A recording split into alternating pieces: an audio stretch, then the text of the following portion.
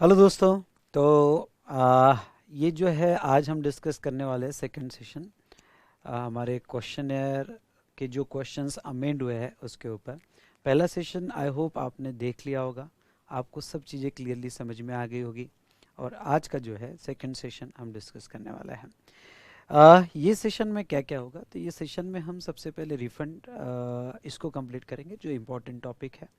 और उसके बाद में बाकी जो छोटे छोटे टॉपिक्स है उसमें से इम्पॉर्टेंट क्वेश्चन जो मुझे लगता है कि आपके साथ डिस्कस करना चाहिए वो मैं करूँगा। बाकी तो आपको रीड करने से समझ जाएगा। लेकिन यस, जैसे एग्जाम्शन हुआ, रजिस्ट्रेशन हुआ, कहाँ कहाँ मैंने चेंजेस किए हैं और क्यों मैंने वैसे चेंजेस किए, जहाँ मुझे लगता है कि हाँ मैंने आपको एक्सप्लेन करना चाहिए वहाँ मैं एक्सप्लेन करूँगा। बाकी तो नोट्स आपके पास अवेलेबल है, आप रीड कर सकते हो। ठीक है, सेल्फ रीडिंग में हो जाएगा। तो बिना टाइम वेस्ट किए हम स्टार्ट करते हैं। सबसे पहला टॉपिक जो है बेटा रिफंड। ठीक है, तो चलिए रिफंड ये टॉपिक में आपको याद होगा तो अमेंडमेंट हमने देखी थी और आपको याद आना ही चाहिए कि अमेंडमेंट के बिना ये लेक्चर बिल्कुल मत देखना। पहले नवंबर 20 के लिए जो अमेंडमेंट का लेक्चर मैंने अपलोड किया है वो लेक्चर पहले आप देख लीजिएगा। बाद में हम जो है ये क्वेश्चन या डिस्कशन का जो मैंने अपलोड किया है ये लेक्चर्स आप देखिए। दोस्तों यहाँ पे एक अमेंडमेंट हुई थी कि unutilise ITC in case of zero rated supply, जब आप एक्सपोर्ट करते हो तो अनयूटिलाइज आईटीसी में उन्होंने zero rated supply of goods में 1.5 टाइम्स ऑफ डोमेस्टिक क्लियरेंस का यहाँ पे लिमिटेशन लाया। इसके लिए अमेंडमेंट में भी हमने बहुत अच्छा क्वेश्चन डिस्कस किया, उसके बाद में आरटीपी में भी जो है बहुत अच्छा डिस्कशन किया है। और आरटीपी का वो क्वेश्चन, आरटीपी डिस्कशन भी ऑलरेडी मैं अपलोड कर चुका हूँ। बट हर चीज़ें आप अपलोड कर चुका हो तो ज़रूर आप देखिएगा, आपके लिए ही किया है मैंने। तो दोस्तों अभी जो है हमारे क्वेश्चन के कौन कौन से क्वेश्चंस अपडेट हुए हैं उसके ऊपर हम बात कर लेते हैं। उसमें बेटा रिफंड चैप्टर में क्वेश्चन नंबर 11 में एक छोटा क्वेश्चन जो थ्योरेटिकल क्वेश्चन पूछा गया, और ये theoretical how to calculate refund of ITC in case of zero rated supply. तो जीरो रेटेड सप्लाई होगा तो 89(4) में जो है आपको रिफंड मिलता है, और वो रिफंड हमने कैसे कैलकुलेट करना चाहिए, तो ये जो है यहाँ पे एक थ्योरेटिकल क्वेश्चन दिया है। इसमें चेंज क्या हुआ है, रिफंड का फॉर्मूला तो आपको पता ही है। अब बेटा आप इसमें स्मार्ट बन गए होगे कि कितना कैसे रिफंड का फॉर्मूला होता है, zero rated supply of goods plus zero rated supply of services divided by adjusted total turnover into net ITC. ठीक है, रिफंड अमाउंट और नेट आईटीसी, नेट आईटीसी लेते वक्त सिर्फ आपको इनपुट और इनपुट सर्विसेज का ही लेना है, बाकी और किसी का नहीं लेना है। और 89(4)A और 89(4)B मतलब डीम एक्सपोर्ट। ओके, तो डीम एक्सपोर्ट और पेनल्टीमेट सप्लाई या सप्लाई टू मर्चेंट एक्सपोर्टर जो है वो आपको एक्सक्लूड करना है।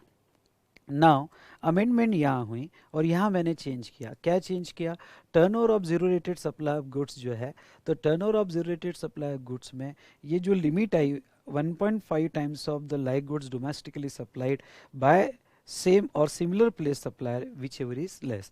तो मैं थोड़ा आपको यहाँ समझा देता हूँ कि 1.5 टाइम्स ऑफ लाइक गुड्स मतलब एग्जैक्टली सेम गुड्स होना चाहिए, लगभग सेम क्वांटिटी पे होने चाहिए। और जो डोमेस्टिकली सप्लाई हो रहा है, मेरे दो ये वर्ड बड़े इंपॉर्टेंट है, एग्जैक्टली सेम सेम या सिमिलर काइंड ऑफ गुड्स होना चाहिए और क्वांटिटी भी लगभग सेम होनी चाहिए। उतना गुड्स अगर हम इंडिया में क्लियर करते हैं तो क्या वैल्यू होगी उसका 1.5 टाइम्स तक ये turnover of zero rated supply of goods restrict किया जाएगा।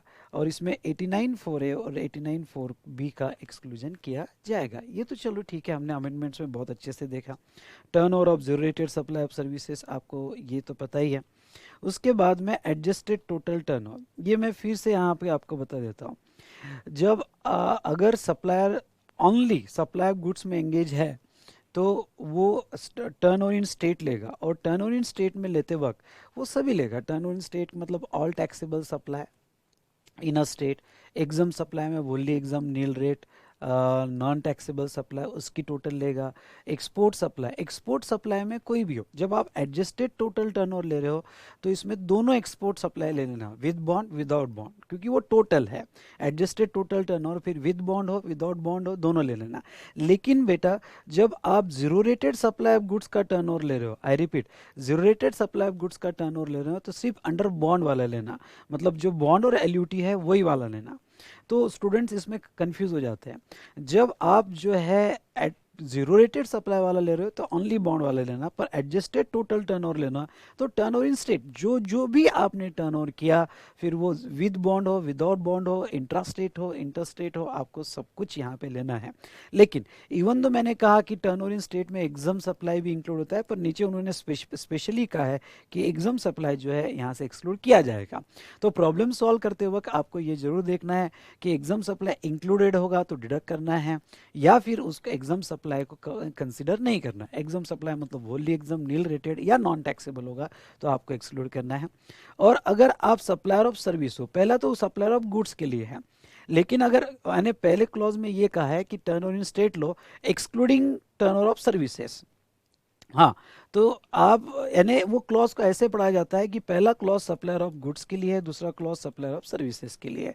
और अब अगर आप दोनों भी हो तो गुड्स के लिए आपको टर्नओवर इन स्टेट लेना है, और पर उसमें सर्विस सेक्टर नहीं आना चाहिए। एक्सक्लूडिंग टर्नओवर ऑफ सर्विसेज मतलब सर्विस सेक्टर नहीं आना चाहिए, वो प्योरली गुड्स का लिया जाएगा और गुड्स का टर्नओवर इन स्टेट लिया जाएगा। ओके, और वो टर्नओवर इन स्टेट लेते वक्त आपको सब कुछ ऐड करना है, एक्सपोर्ट का, विद बॉन्ड, विदाउट बॉन्ड। लेकिन जब सप्लाई ऑफ सर्विसेज का लोगे तो सप्लाई ऑफ सर्विसेज में आपका zero rated supply as per clause D, यानी जो अर्लियर फॉर्मूला है उसके हिसाब से, और नॉन जीरो रेटेड सप्लाई। तो मैंने रेगुलर क्लास में पढ़ाते वक्त बहुत अच्छे से आपको ये पढ़ाया था, और मैंने आपको ये कहा था, ध्यान से सुनिएगा, मैंने आपको ये बहुत अच्छे से पढ़ाया था बेटा कि यहाँ नॉन जीरो रेटेड सप्लाई में आप डोमेस्टिक सप्लाई होगा, टैक्सेबल सप्लाई होगा तो वो भी कंसीडर कीजिएगा। तो डोमेस्टिक सप्लाई होगा, टैक्सेबल सप्लाई होगा तो वो कंसीडर कीजिएगा। पर गुड्स के और सर्विस के केस में एक डिफरेंस है, और वो ये डिफरेंस है बेटा कि गुड्स के केस में जब आप टर्नओवर इन स्टेट लेते हो तो एक्सपोर्ट के केस में दोनों ले लेते हो। कौन से दोनों ले लेते हो? विद बॉन्ड और विदाउट बॉन्ड। लेकिन सर्विस के केस में सिर्फ आपको एक चीज एक्सक्लूड करना है जो नॉन जीरो रेटेड नहीं मानी जाती है। ओके, और वो जीरो रेटेड में भी कवर नहीं होती है, तो वो एक चीज एक्सक्लूड करना है, और वो है आपका एक्सपोर्ट टर्नओवर विदाउट बॉन्ड, जिसके ऊपर आप आईजीएसटी पे कर रहे हो। तो एक्सपोर्ट टर्नओवर विदाउट बॉन्ड वाला गुड्स के लिए इंक्लूड करना है, क्योंकि गुड्स के लिए टर्नओवर इन स्टेट है, पर सर्विसेज के लिए आपको इंक्लूड नहीं करना है। क्यों? क्योंकि उसमें जीरो रेटेड सप्लाई जब लेते हो तो zero rated supply of services में आप सिर्फ बॉन्ड वाला लेते हो, और नॉन जीरो रेटेड में वो जो विदाउट बॉन्ड वाला है जिसके ऊपर आप आईजीएसटी पे करते हो, वो आपको कोई भी हालत में कंसिडर नहीं करना है दोस्तों। तो बस एक चीज छोड़ देना है, ज्यादा कंफ्यूज मत हो, एक चीज छोड़ देना है कि जब आप सर्विस का लोगे तो जो विदाउट बॉन्ड है जिसके ऊपर आप आईजीएसटी दे रहे हो वो आपको कंसिडर नहीं करना है। ठीक है दोस्तों, तो चलिए ये हमने देखा। उसके बाद में नेक्स्ट की अगर हम बात करें यहाँ पे तो बाकी तो बेटा कोई चेंज नहीं है। क्वेश्चन नंबर 13, क्वेश्चन नंबर 13 में देखते हैं क्या चेंज हुआ है। Royal Industries wishes to claim a refund of ITC accumulated on account of inverted duty structure. Can he do so? If yes, specify the time limit within which refund can be claimed by Royal Industry as provided under CGST Act. Note, output supplies Royal Industry are not nil rate और fully exempt. क्योंकि अगर आपका output supply nil rate होगा या fully exempt होगा तो फिर वो इन्वर्टेड टैक्स स्ट्रक्चर में बेनिफिट नहीं मिलता है। अब देखो क्या हुआ कि रॉयल इंडस्ट्रीज जो है, क्या वो इन्वर्टेड टैक्स स्ट्रक्चर में रिफंड क्लेम कर सकती है? कर सकती है, उसको कोई रिस्ट्रिक्शन नहीं। टाइम लिमिट क्या है? तो टाइम लिमिट जो है, तो मैं इसको पढ़ लेता हूँ। Where the credit has accumulated on account of rate on inputs being higher than the rate of output supplies except nil rated exempt supplies except supplies of goods or services both as may be notified by the government. तो इसके दो exception है। Okay, तो दो exception क्या है कि एक तो फुल्ली एग्जम्प्ट होगा, या फिर दूसरा जो है कि नोटिफाइड केस में। नोटिफाइड केस में उन्होंने जहाँ कंस्ट्रक्शन सेक्टर है वहाँ उन्होंने रिस्ट्रिक्ट किया है, कुछ फैब्रिक्स के केस में रिस्ट्रिक्ट किया है, तो वो केस में आपको इन्वर्टेड टैक्स स्ट्रक्चर का बेनिफिट नहीं मिलेगा। तो बाकी आपको refund of unutilize ITC allowed होगा। Thus in given case Royal Industries entitle to get a refund. Time limit जो दिया है उन्होंने 2 years from the relevant date. और रिलेवेंट डेट कहाँ से लेना? तो देखो, relevant date as explain in the explanation to section 54 of CGST act inter alia stipulate that in case of refund of accumulated ITC on account of inverted duty tax structure the relevant date is the due date of furnishing return under section 39 for for the period in which claim of refund arises. तो देखो ये थोड़ा यहाँ पे amendment के हिसाब से मैं आपको बताता हूँ कि यहाँ रिलेवेंट डेट जो ही, ये पुरानी है, मे की अमेंडमेंट है, आपको ज़्यादा ध्यान नहीं देना है। रिलेवेंट डेट कि जो मंथ का इन्वर्टेड टैक्स स्ट्रक्चर होगा, उस मंथ की जो रिटर्न की डेट आएगी, यानी कोई भी 20 तारीख, अगले महीने की 20 तारीख, तो 3B की जो रेट आएगी वहाँ से आप 2 साल में कभी भी रिफंड क्लेम कर सकते हो। तो ये एक छोटा सा चेंज था। फिर नेक्स्ट क्वेश्चन में आ जाओ। Explain the order of refund. Refund की ऑर्डर जो है, यहाँ पे एक अमेंडमेंट आई थी रूल 92(1)(a। ऑर्डर देते वक्त आपको क्या ख्याल रखना है, ये बहुत इंपॉर्टेंट है। रूल 92(1)(a का अमेंडमेंट आपको याद होगा। तो अब जो है ना बेटा, जब भी रिफंड ऑर्डर दिया जाएगा तो उन्होंने एक मैकेनिज्म लाया है, और वो मैं याद दिलाता हूँ। और वो मैकेनिज्म 92(1)(a के तहत जब आपको पैसा दिया जाएगा तो आपका पहले कैश लेजर और क्रेडिट लेजर क्या रेशियो में, यानी आपने जब एक्सेस टैक्स पे किया था other than zero rated supply या डीम एक्सपोर्ट, तो जीरो रेटेड सप्लाई यानी एक्सपोर्ट सप्लाई या डीम एक्सपोर्ट छोड़ के बाकी कोई केस अगर आपकी रिफंड की केस होगी, तो आपने ओरिजिनल जो रेशियो में टैक्स दिया वही रेशियो में आपको वापस मिलेगा। तो पहले समझ लो आपने ओरिजिनली जो है 12 लाख रुपए आपने जो है कैश लेजर से और 8 लाख रुपए क्रेडिट लेजर से यूज़ किए, और अब उसका रिफंड आ रहा है, तो वो सिचुएशन में 12 लाख रुपए आपको कैश लेजर के थ्रू ही मिलेगा, और 8 लाख रुपए आपको क्रेडिट लेजर में रिक्रेडिट किया जाएगा। ठीक है। तो अब देखो यहाँ पे उन्होंने ये मैकेनिज्म लाया, और उन्होंने ये भी कहा कि जब आपको कैश लेजर का रिफंड दिया जाएगा, तो वो कैश लेजर का रिफंड जो 12 लाख रुपए बनता है, अज्यूम करते हैं कि 12 लाख रुपए बनता है, तो 12 लाख रुपए में से पुरानी कोई डिमांड होगी तो वो भी एडजस्ट करके जो नेट अमाउंट होगी वो नेट अमाउंट आपको दी जाएगी, यानी बैलेंस अमाउंट इज रिफंडेबल, सब एडजस्ट करके। एंड रिमेनिंग अमाउंट जो है आपके has been debited to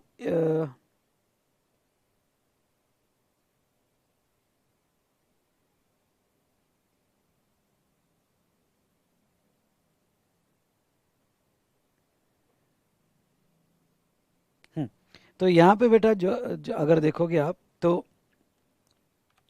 sorry बेटा, कुछ टेक्निकल प्रॉब्लम आ गया था, कंटिन्यू करते हैं। Balance amount refundable and for remaining amount which has been debited to electronic, गलती से ई कैश लेजर आया, या ई क्रेडिट लेजर करना, यहाँ थोड़ा करेक्शन कर लेना, और आपकी बुक में अगर करेक्टेड होगा तो कोई प्रॉब्लम नहीं।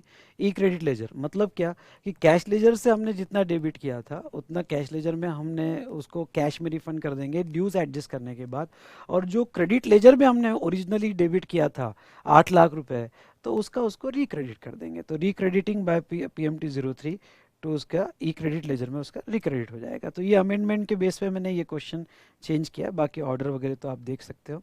नेक्स्ट बेटा क्वेश्चन नंबर 25। क्वेश्चन नंबर 25 में explain the provision of refund of integrated tax paid on goods exported out of India. तो ये जो है ना, ये क्वेश्चन उसके ऊपर है कि अगर आप एक्सपोर्ट करते हो और आपने IGST पे कर दिया, तो फिर आप रिफंड कैसे क्लेम करोगे। तो पहला डॉक्यूमेंट जो है शिपिंग बिल के साथ आपका रिफंड अटैच होगा, और वो क्रॉस टैली होगा। Transmission of export invoices to custom portal, यानी आपके GST पोर्टल से इन्वॉइसेस जो है ट्रांसमिट हो जाएंगे कस्टम पोर्टल पे, और इसका रिफंड आपको कस्टम डिपार्टमेंट से आएगा। The claim for refund shall be withheld कौन से केस में हो सकता है, intimation of refund withheld and etcetera. ये पूरी प्रोसीजर तो ठीक है, मैंने यहाँ पे दी है, लेकिन इसमें जो है लास्ट पार्ट मैंने ऐड किया है, पॉइंट नंबर 10। ओके, यानी अगर आपने एक्सपोर्ट किया और IGST का रिफंड क्लेम कर रहे हो, तो ये पॉइंट नंबर 10 जो है ये मैंने ऐड किया है। तो ये इतनी इंपॉर्टेंट अमेंडमेंट नहीं है, पर 2 मिनट में आपको बता देता हूँ। The person claiming refund of integrated tax paid on export of goods or services should not have received supplies on which supplier has availed the benefit of notification 48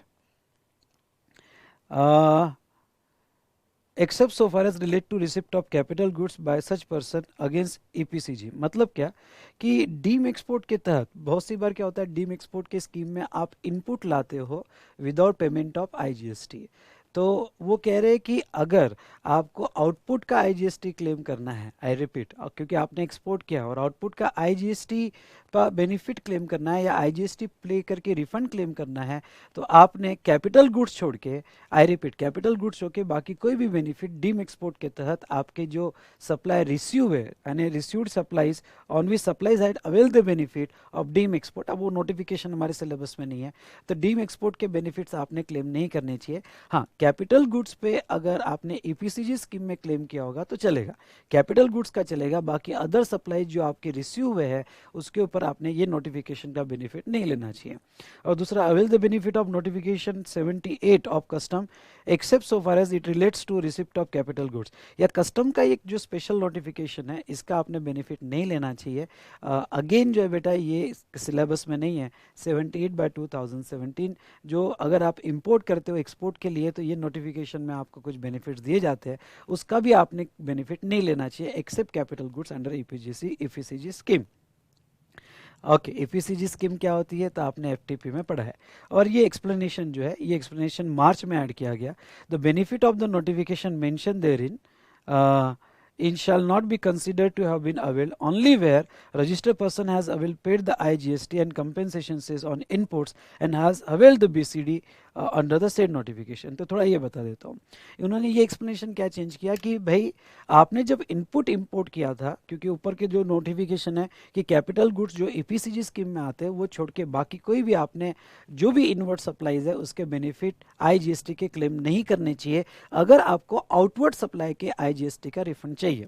दूसरी बात उन्होंने यहाँ क्या कहा, यहाँ ये कहा कि हम ये मानेंगे कि अगर आपने आईजीएसटी यानी जब आपने इंपोर्ट किया तो उसके ऊपर कस्टम एक्ट के थ्रू आईजीएसटी पे किया या जीएसटी कंपेंसेशन सेस होगा तो वो पे कर दिया है और सिर्फ बेनिफिट बीसीडी पे क्लेम किया है, सुनिएगा, आपने बेनिफिट सिर्फ बीसीडी पे क्लेम किया है, बाकी आपने पे कर दिया है, तो हम ये मानेंगे कि यस आपने कोई बेनिफिट नहीं लिया है, इवन दो आपने बीसीडी पे लिया था, पर जस्ट बीसीडी पे लिया था, आपने आईजीएसटी और जीएसटी कंपेंसेशन सेस पे नहीं लिया था, तो हम ये मानेंगे कि ठीक है आपने कोई बेनिफिट नहीं लिया है और आपके आउटवर्ड सप्लाई पे जो आईजीएसटी होगा उसका हम बेनिफिट दे देंगे।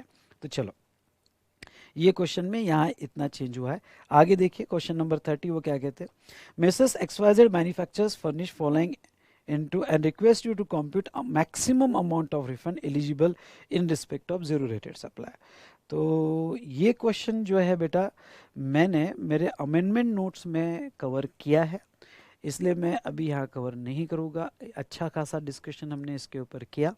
ओके, आपको याद होगा तो अनयूटिलाइज आईटीसी और अमेंडमेंट नोट्स में मैंने बहुत अच्छे से किया है, इसलिए फिर से डिस्कशन करने का मतलब नहीं आता है अगर आपने अमेंडमेंट की होगी। ओके, तो चलिए ये वो 1.5 टाइम्स वाले पे यही क्वेश्चन लेके मैंने अमेंडमेंट की थी, ठीक है। तो यहाँ पे बेटा ये तो प्रॉब्लम मैंने लिया हुआ है इसलिए आपने देख लेना। हम क्वेश्चन नंबर 33 पे आएंगे। क्वेश्चन नंबर 33 क्या कहता है, Kailash global private limited supplies various goods in a domestic and international market. It is engage in both manufacturing and trading of goods. The company is registered under GST in the state of Karnataka, ठीक है, state of Karnataka में registered है।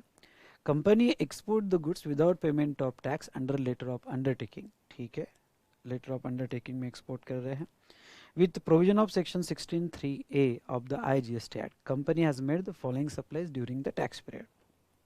अब देखो वो क्या कहते हैं, export of product A for $10,000, assessable value under custom in Indian rupees 7 lakh।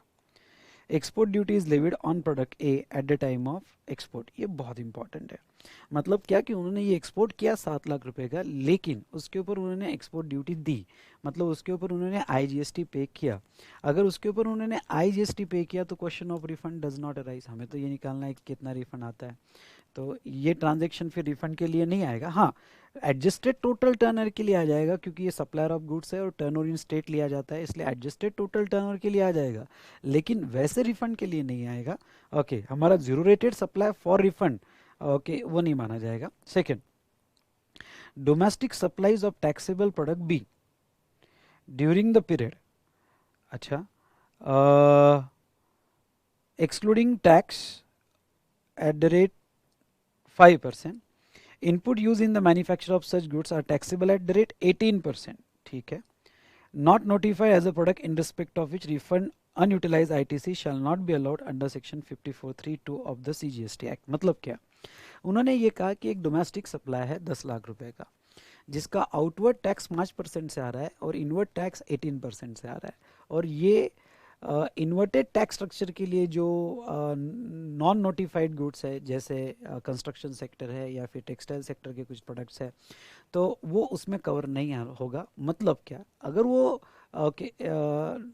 Inverted tax structure की जो नेगेटिव लिस्ट है उसमें कवर नहीं होता है, तो फिर उसका भी इन्वर्टेड टैक्स स्ट्रक्चर के अंडर में आईटीसी मिल जाएगा। उसके बाद में supply of goods to EOU, export oriented unit, excluding the tax at the rate 18%, ITC has been claimed by the recipient। अब मैं फिर से आपको एक बात कहना चाहूँगा, और कौन सी बात कहना चाहूँगा यहाँ पे, 89(4)A और 89(4)B, 89(4)A और 4B ये डीम एक्सपोर्ट और मर्चेंट एक्सपोर्टर या पेनल्टीमेट सप्लाई के लिए अप्लाई होते हैं। पॉइंट नंबर 2, हम जब फॉर्मूला यूज़ करते हैं, तो जब हम यहाँ पे नेट आईटीसी निकालते हैं, तो 89(4)A में जो इनपुट यूज़ किए गए 89(4)A के एक्सपोर्ट के लिए, यानी डीम एक्सपोर्ट के में जो है उसका सप्लाई किया गया और उसका आईटीसी हम कंसीडर नहीं करते। तो आपने ईओयू को सप्लाई किया, ये डीम एक्सपोर्ट के अंदर आता है, तो ये डीम एक्सपोर्ट पे अंदर जो आता है बेटा, ईओयू को जो आपके सप्लाई किया, ये आपके जीरो रेटेड सप्लाई के टर्नओवर में कंसीडर नहीं किया जाएगा 89(4)A 4B, या आपके टोटल एडजस्टेड टर्नओवर में भी कंसीडर नहीं किया जाएगा 89(4)A 4B। क्यों? क्योंकि ये डीम एक्सपोर्ट है, इसलिए टोटल एडजस्टेड टर्नओवर में भी कंसीडर नहीं किया जाएगा, इसको एक्सक्लूड किया जाता है, अगर आपको फॉर्मूला याद होगा। और इसका आईटीसी भी जो है तो एक्सक्लूड किया जाएगा। दूसरी बात यहाँ पे इम्पॉर्टेंट ये है कि 89(4)A और 4B कब एक्सक्लूड होता है, बहुत इंपॉर्टेंट स्टेटमेंट ना। 89(4)A और 4B कब एक्सक्लूड होता है, अगर आपने उसका रिफंड क्लेम कर लिया है, उस आईटीसी का रिफंड क्लेम कर लिया है, तो फिर आपका जो कैलकुलेशन है वो कैलकुलेशन में नेट आईटीसी भी एक्सक्लूड होगा और एडजस्टेड टोटल टर्नओवर में भी एक्सक्लूड होता है। थोड़ा मैं इसका ऐसा समझाता हूँ। आप जब डीम एक्सपोर्ट करते हो, डीम एक्सपोर्ट 100% ईओयू को अगर किया तो डीम एक्सपोर्ट माना जाता है। तो ये अब देखो वो क्या कहते हैं, डीम एक्सपोर्ट में जो है दो ऑप्शन होते हैं, यानी आपने सप्लाई किया, रिसिपिएंट यहाँ होता है ईओयू या अदर एजेंसीज जो डीम एक्सपोर्ट में आती है, रिसिपिएंट ईओयू, ठीक है। दो सिचुएशन ले रहा हूँ, रिसिपिएंट होता है ईओयू, ठीक है। अगर रिसिपिएंट ने आईटीसी ले लिया, आईटीसी अवेल्ड, आईटीसी अवेल्ड, अगर रिसिपिएंट ने आईटीसी लिया बेटा, तो this is not a case of 89(4)A 4B, this is not a case of 89(4)A,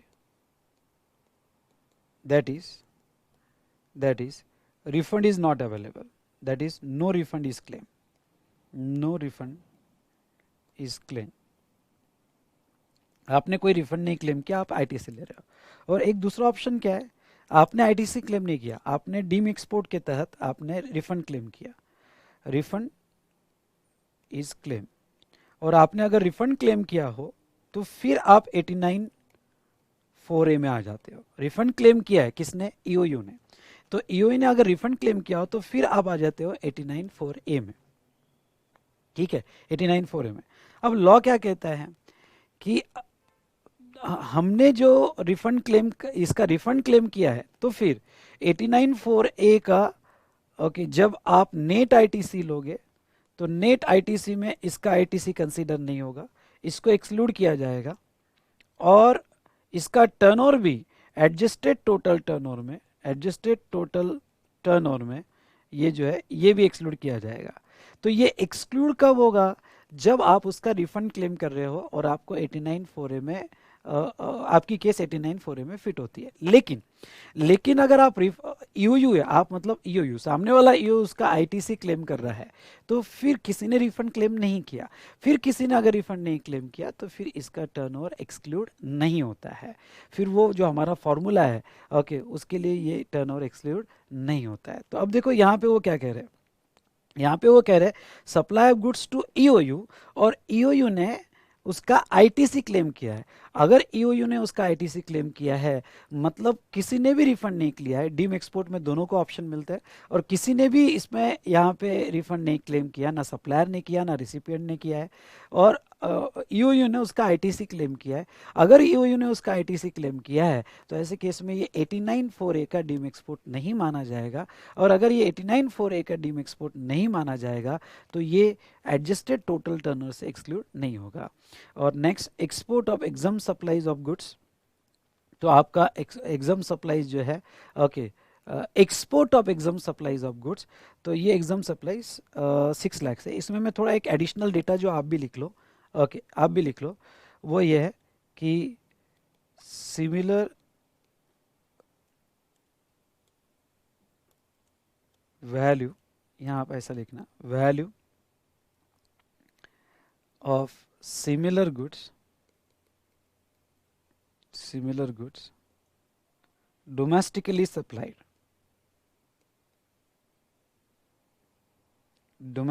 supplied और वो होगी 10 लाख रुपए, 10 लाख। ये ऐड करते ना data, value of similar goods domestically supplied 10 lakh. ठीक है, तो जो एग्जाम गुड्स आप इंडिया में क्लियर कर रहे हो वो अगर डोमेस्टिक क्लियरेंस होता है तो उसकी वैल्यू 10 लाख रुपए है। ठीक है, नेक्स्ट है ITC available for the above tax period on inputs including 50,000 on export of exam supplies 3,50,000, capital goods 1,20,000, or on input services including 18,000 on outdoor catering 2 lakhs. Determine the maximum amount of refund admissible to Kailash Global Private Limited for the given tax period. तो आपको maximum amount of refund निकाल के बताना है। Well तो यहाँ पे मैं आगे बढ़ने के पहले कुछ बातें मैं आपके साथ बहुत क्लियरली डिस्कस करना चाहूँगा। सबसे पहले तो मैंने ये जो दिया है value of similar goods domestically supplied 10 lakh, ये सप्लाई नहीं हुआ है, पर इतना ही गुड्स अगर डोमेस्टिकली इंडिया में सप्लाई होता तो उसकी वैल्यू क्या होती है, जस्ट इंफॉर्मेशन दी है। इसलिए जब आप एडजस्टेड टोटल टर्नओवर निकालोगे तो ये 10 लाख जो है, ये 10 लाख ऐड मत करना आपके टोटल में, क्योंकि ये एक्चुअल सप्लाई नहीं है। मैं सिर्फ जो आपने एक्सपोर्ट किया उसका सिमिलर गुड्स अगर डोमेस्टिकली सप्लाई होता तो मैं यहाँ पे वो कितना होता मैंने आपको उसकी वैल्यू दी है। दूसरी एक इंपॉर्टेंट बात जो मैं बार बार आपके साथ डिस्कस कर रहा हूँ और वो ये है कि export of exam supplies of goods, ये टर्मिनोलॉजी को समझना। अगर आपको नहीं समझ में आता है तो section 16 of IGST act immediately lecture pause करके देखना आपने। ये क्या है, export of exam supplies of goods मतलब क्या, तो सेक्शन 16(2) में ये क्लियरली दिया हुआ है कि अगर आप एग्जाम सप्लाई एक्सपोर्ट करते हो, यानी आपका सप्लाई एग्जाम्ड है और वो एक्सपोर्ट करते हो, तो वो 0 रेट का कलर ले लेता है, फिर अब वो एग्जाम नहीं रहता। ओके, वो 0 रेट का कलर ले लेता है। तो ऐसे सिचुएशन में बेटा यहाँ पे अब इसको एग्जाम मत मानना, इसको 0 रेटेड मानना, और अगर इसको 0 रेटेड मान रहे हो तो फिर इसके आईटीसी ब्लॉक नहीं होते हैं। ये जस्ट एग्जाम होता तो फिर मैं इसके आईटीसी नहीं लेता, इसके आईटीसी रिड्यूस कर देता। लेकिन अब ये ये एग्जाम सप्लाई एक्सपोर्ट का कलर ले चुका है, तो अगर ये एग्जाम सप्लाई एक्सपोर्ट का कलर ले चुका है तो फिर अब इसके आईटीसी कोई रिड्यूस नहीं होगी, हमें पूरे आईटीसी आपको मिलेंगे। नेक्स्ट, इस प्रॉब्लम में एक बात जो मैं आपको बार बार ये कह रहा था कि ईओयू अगर रिफंड क्लेम करे, मैंने उसका नोट दिया है, अगर आप ध्यान से पढ़ो तो ईओयू अगर रिफंड क्लेम करे तो वो सिचुएशन में यहाँ फिर 89(4)(a) का केस बन जाता है और आपको एडजस्टेड टोटल टर्नओवर में से भी उसका टर्नओवर एक्सक्लूड करना पड़ता है और उसमें जो नेट आईटीसी है वो भी एक्सक्लूड करना पड़ता है। पर अब आपको यहाँ कुछ भी एक्सक्लूड करने की जरूरत नहीं, क्योंकि उसने आईटीसी क्लेम किया है, कोई रिफंड क्लेम नहीं किया। दूसरा, यहाँ पे जो रिफंड आ रहा है बेटा, जस्ट अ मिनट, यहाँ पे जो रिफंड आ रहा है ये रिफंड 2 केस में आएगा। एक आपको इन्वर्टेड टैक्स स्ट्रक्चर का भी रिफंड निकालना है जो प्रोडक्ट बी का निकालना है, और आपको एक्सपोर्ट का भी रिफंड निकालना है। ठीक है, तो थोड़ा मैं ये समझा देता हूँ। सबसे पहली बात तो मैं आईजीएसटी जो है वो क्या बोल रहे हैं, वो ये बोल रहे हैं कि आप जो है maximum refund admissible amount of maximum refund admissible okay for a given tax period, मतलब क्या कि आपको जो आईटीसी का रिफंड है वो निकालना है। आई रिपीट, आईटीसी का रिफंड जो है वो निकालना है। तो यहाँ आपने आईजीएसटी पहले वाले प्रोडक्ट पे किया तो वो जो है आपने under without bond, okay without bond लिया है, इसलिए उसका रिफंड का तो यहाँ सवाल ही नहीं आता है, क्योंकि हम बात कर रहे हैं आईटीसी का मैक्सिमम रिफंड। जब भी वर्ड मैक्सिमम रिफंड होगा तो आईटीसी का रिफंड समझना। और दूसरा इन्वर्टेड टैक्स स्ट्रक्चर का। तो अगर मैं इन्वर्टेड टैक्स स्ट्रक्चर का रिफंड आपके साथ डिस्कस करूँ तो क्या फॉर्मूला था?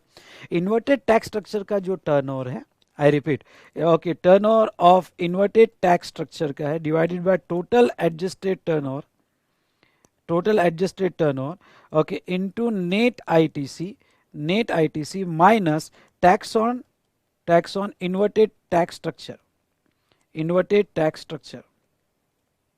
ठीक है, तो tax on inverted tax structure, तो आपका turnover of inverted tax structure 10 lakh हुआ, आपका टोटल एडजस्टेड टर्नओवर। अब टोटल टर्नओवर लेते वक्त 7 लाख भी लेना पड़ेगा, 10 लाख भी लेना पड़ेगा, और ये 5 लाख भी लेना पड़ेगा। आई रिपीट, ये 5 लाख भी लेना पड़ेगा। सर ये तो डीम एक्सपोर्ट है, नहीं, अगर वो रिफंड क्लेम करता और आईटीसी नहीं लेता तो वो फिर 89(4)(a) का केस बनता और वो टोटल एडजस्टेड टर्नओवर से एक्सक्लूड होता। लेकिन यहाँ वो रिफंड क्लेम नहीं कर रहा है, आईटीसी ले रहा है, इसलिए ये नॉर्मल टर्नओवर माना जाएगा, और ये जो है यहाँ पे 5 लाख कंसीडर किया जाएगा टोटल, और 6 लाख, यानी मेरे हिसाब से टोटल 28 लाख बनते हैं। हाँ, टोटल 28 लाख बनते हैं। 17 प्लस 12, हाँ ठीक है, 28 lakh into net ITC. Inverted tax structure में आपका नेट आईटीसी कितना होगा? तो इन्वर्टेड टैक्स स्ट्रक्चर में आपका नेट आईटीसी बेटा सिर्फ इनपुट का, इनपुट सर्विस नहीं, तो इनपुट का 3,50,000। सर इसमें 50,000 तो एक्सपोर्ट का इंक्लूडेड है, नहीं, 50,000 जो है एक्सपोर्ट का होगा, लेकिन अब एक्सपोर्ट सप्लाई जो है जीरो रेटेड का कलर ले चुका है, और एक्सपोर्ट सप्लाई अगर जीरो रेटेड का कलर ले चुका है तो वो सिचुएशन में बेटा आपको अब डिडक्ट करने की जरूरत नहीं, पूरा 3,50,000 ओके ये कंसीडर करना पड़ेगा इनपुट का, into tax on inverted tax structure, तो सॉरी इनटू नहीं, minus tax on inverted tax structure. तो टैक्स कितना आएगा? तो 10 लाख का 5%, यानी यहाँ पे 50,000 जो है टैक्स आएगा। तो मेरे हिसाब से यहाँ पे okay 3,50,000 divided by 28 into 10 minus 50,000, यानी आपका आंसर जो है 75,000 आना चाहिए। तो यहाँ आपका 75,000 है। नोट्स कैसे देना चाहिए, क्या देना चाहिए, मैंने डिटेल में तो दिया है। अगर आप आंसर देखोगे इन्वर्टेड टैक्स स्ट्रक्चर के फॉर्मूला का मैक्सिमम रिफंड, तो यहाँ पे इसका आंसर है बेटा 75,000 जो है ये कंसीडर किया जाएगा। ठीक है, उसके बाद में 89(4)(a) का आपका जीरो रेटेड सप्लाई का रिफंड, उसका फॉर्मूला जो है, तो ऐसे यहाँ पे अब देखो, मैं वापस मेरे क्वेश्चन पे आता हूँ कि ये जो पहला एक्सपोर्ट है वो तो मैं जीरो रेटेड मानूंगा नहीं। क्यों नहीं मानूंगा पहले एक्सपोर्ट को जीरो रेटेड? क्यों? क्योंकि बेटा वो उसके ऊपर आईजीएसटी दिया है, और zero rated supply of goods का टर्न नया डेफिनेशन क्या कहता है? जो अंडर बॉन्ड हो या 1.5 टाइम्स ऑफ डोमेस्टिक क्लियरेंस हो। तो ऐसे सिचुएशन में पहला तो मैं कंसिडर करूंगा नहीं, दूसरा डोमेस्टिक क्लियरेंस हुआ है, तीसरा ईओयू है तो ईओयू भी कंसिडर नहीं होगा, और चौथा उन्होंने क्लियर का है export of exam supplies of goods, और ये मान के चलते हैं कि वो अंडर बॉन्ड है। जब कुछ नहीं दिया हो तो मान के चलना पड़ता है कि अंडर बॉन्ड है, तो फिर ये चौथा वाला ही जीरो रेटेड माना जाएगा जो 6 लाख का है। आई रिपीट, ये चौथा वाला ही जीरो रेटेड माना जाएगा जो 6 लाख का है।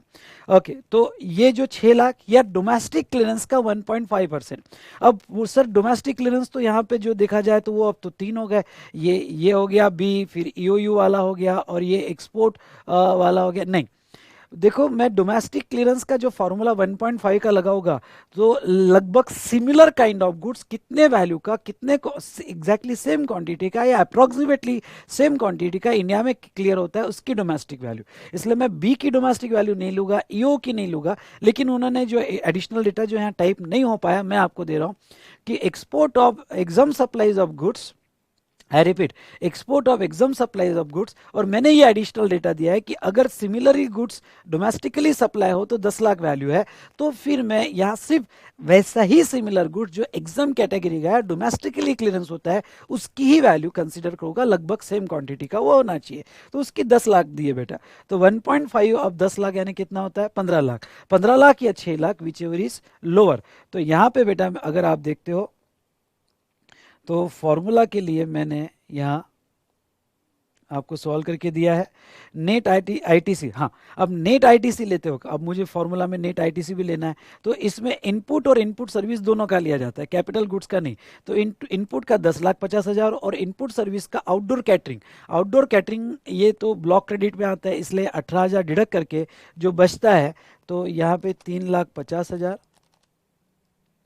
प्लस 18,000 डिडक्ट कर दो तो 1,82,000, तो 5,32,000 नेट ITC है क्या यहाँ पे? आपका नेट ITC 5,32,000 आया है। उसके बाद में turn off zero rated supply of goods 6 lakh या 1.5 टाइम्स ऑफ 10 लाख यानी 11,50,000 जो है वो कंसीडर किया जाएगा।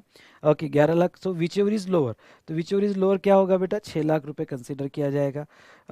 Turn off zero rated supply of services कुछ नहीं है, टोटल एडजस्टेड टर्न 28 लाख पूरा लेंगे, इवन हम ईओयू का भी लेंगे और अकॉर्डिंगली फॉर्मूला लगा के मैंने कैलकुलेट किया है। ठीक है बेटा, तो ये क्वेश्चन था। उसके बाद में चलिए क्वेश्चन नंबर 36 भी देख लेते हैं यहाँ। अब ये क्या कहता है देखो, Y limited provides following details of सितंबर 2018 for computation of refund claim under rule 89(4) of CGST rules.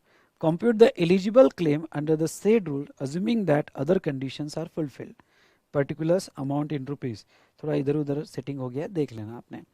Opening balance of ITC 5 lakh, ITC availed during the period which include the claim of refund made 5 lakhs, eligible under 89(4)(a) और 4(b). अच्छा 89(4)(a) और 4(b), ठीक है।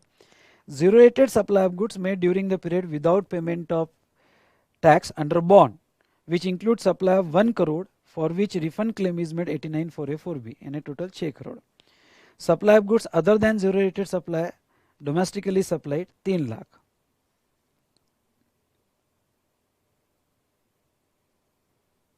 Sorry 3 lakh नहीं 3 करोड़ रुपए। हाँ यहाँ एक नोट डाल देना,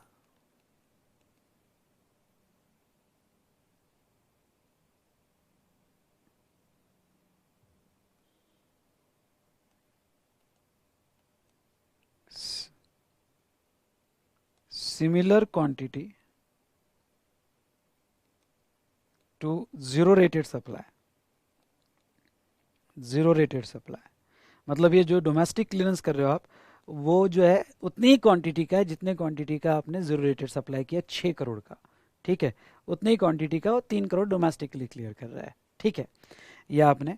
तो बेटा देखो, जब आप मैक्सिमम रिफंड क्लेम करोगे तो हमारा फॉर्मूला क्या है? Zero rated supply of goods divided by total adjusted turnover into net ITC। Net ITC लेते वक्त आप सिर्फ जो है यहाँ पे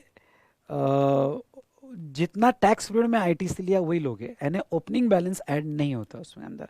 ये टैक्स पीरियड में आपने जितना नेट ITC लिया है और वो भी इनपुट प्लस इनपुट सर्विसेज का, तो एक नोट दे देना कि हमने सिर्फ ये जो ITC अवेल दिया है वो इनपुट और इनपुट सर्विसेज का है, इसमें कैपिटल गुड्स का कवर्ड नहीं है। हाँ ये नोट डाल दो तो अच्छी बात है, तो इसमें कैपिटल गुड्स का कवर्ड नहीं है, सिर्फ इनपुट्स और इनपुट सर्विसेज का है।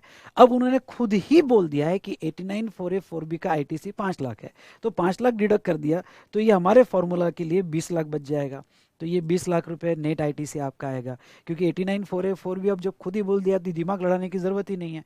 तो यहाँ पे या फिर वो ऐसा भी बोल सकते थे कि 5 लाख का ऐसा ITC जिसका रिफंड क्लेम किया है सर, ओके, तो फिर रिफंड क्लेम कर लिया है तो इसका मतलब समझ जाना 89(4)(a) 4(b) का है, तो 20 लाख हुआ।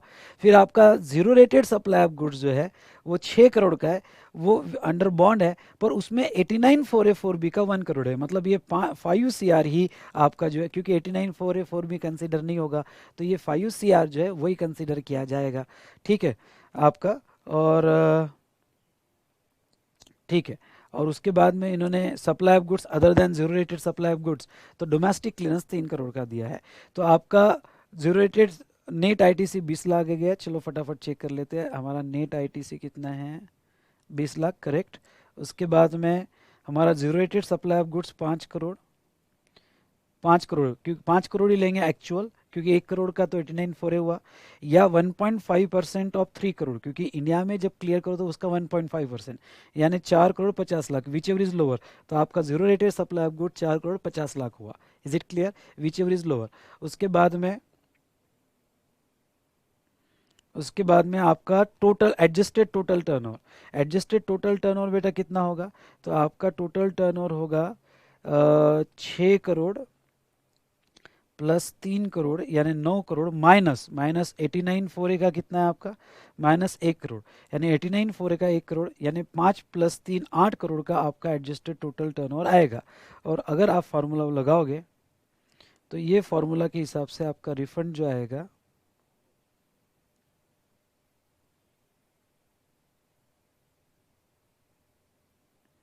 रिफंड निकाला नहीं है क्या इसमें?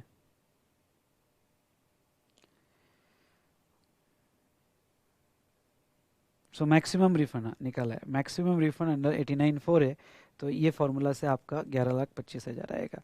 तो बेटा ये जो है ये रिफंड से रिलेटेड क्वेश्चंस हमने देखे जो हमारे क्वेश्चन में अपडेट हुए हैं, मैंने एक्सप्लेन भी आपको कर दिए हैं।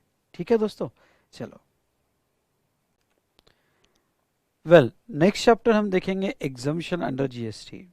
इसके कुछ क्वेश्चंस में मैंने मई की जो अमेंडमेंट हुई एज वेल एज नवंबर की उसके हिसाब से चेंज किया है। तो ये चैप्टर में exemption under GST question number 29 में एक चेंज है। ये चेंज का बैकग्राउंड मैं आपको बता देता हूँ कि एक क्लैरिफिकेशन आया था, अगर आपको याद होगा तो, कि पिनॉल इंटरेस्ट का एक क्लैरिफिकेशन याद है। सीबीआईसी ने क्लैरिफाई किया था कि पिनॉल इंटरेस्ट जो है वो इंटरेस्ट का ही पार्ट है और इंटरेस्ट के डेफिनेशन के इसमें कवर होता है। इसलिए इंटरेस्ट ऑन लोन एडवांसेस और deposit, I repeat, interest on loan advances और डिपॉजिट अगर बैंक चार्जेस करती है और उसका पिनाल इंटरेस्ट लेती है तो पहले क्या था, पहले कन्फ्यूजन था, पहले वो टैक्सेबल था, लेकिन अब जो है पिनाल इंटरेस्ट का ही पार्ट होने की वजह से वो एग्जम्पशन माना जाएगा, जो इंटरेस्ट को एग्जम्पशन दिया गया है। ओके, प्रॉब्लम देखते हैं और मैं आपको समझाता हूँ। जैसे Drew Bank Limited furnishes the following information relating to a service provided during the month of December 2020. Compute the value of taxable service and GST payable. First, amount of commission received on debt collection services 10 lakhs. Discount earned on bill discounted 6 lakhs. तो पहला तो ये बेटा commission receive on डेब्ट collection services, तो banking की सभी services वैसे आपको बताओ क्या टैक्सेबल है, सिर्फ इंटरेस्ट ऑन लोन एडवांसेस और डिस्काउंट, लोन एडवांसेस और डिपॉजिट और डिस्काउंटिंग, हाँ डिस्काउंटिंग भी एग्जाम्प्ट है। तो जहाँ तक है पहला टैक्सेबल हो जाएगा। दूसरा discount earn on bill discounted, ये एग्जाम्प्ट रहेगा।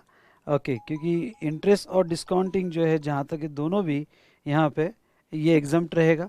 उसके बाद में डीलिंग इन सेल और परचेस ऑफ फॉरवर्ड कॉन्ट्रैक्ट, तो बेटा फॉरवर्ड कॉन्ट्रैक्ट ये डेरिवेटिव कॉन्ट्रैक्ट है, सिक्योरिटी कॉन्ट्रैक्ट है, और sale purchase of forward contract जो है यहाँ सिक्योरिटीज में क्लासीफाई होता है, इसके ऊपर जीएसटी नहीं आएगा। Charges received on credit card and debit card facility extended, all services are taxable, तो इसलिए ये टैक्सेबल होगा। और मेन इंपॉर्टेंट पॉइंट बेटा ये प्रॉब्लम में चेंज आएगा और वो है penal interest recovered from the customers for delay in repayment of loan. पहले क्या था कि पेनाल इंटरेस्ट पे क्लियर ये व्यू था कि भाई टैक्सेबल होगा, लेकिन अब क्लैरिफिकेशन आ गया है।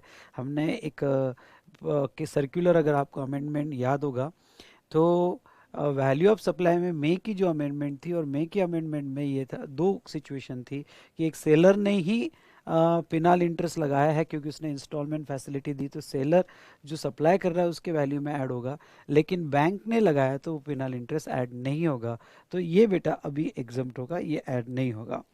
Commission received for service render to a government for tax collection taxable होगा।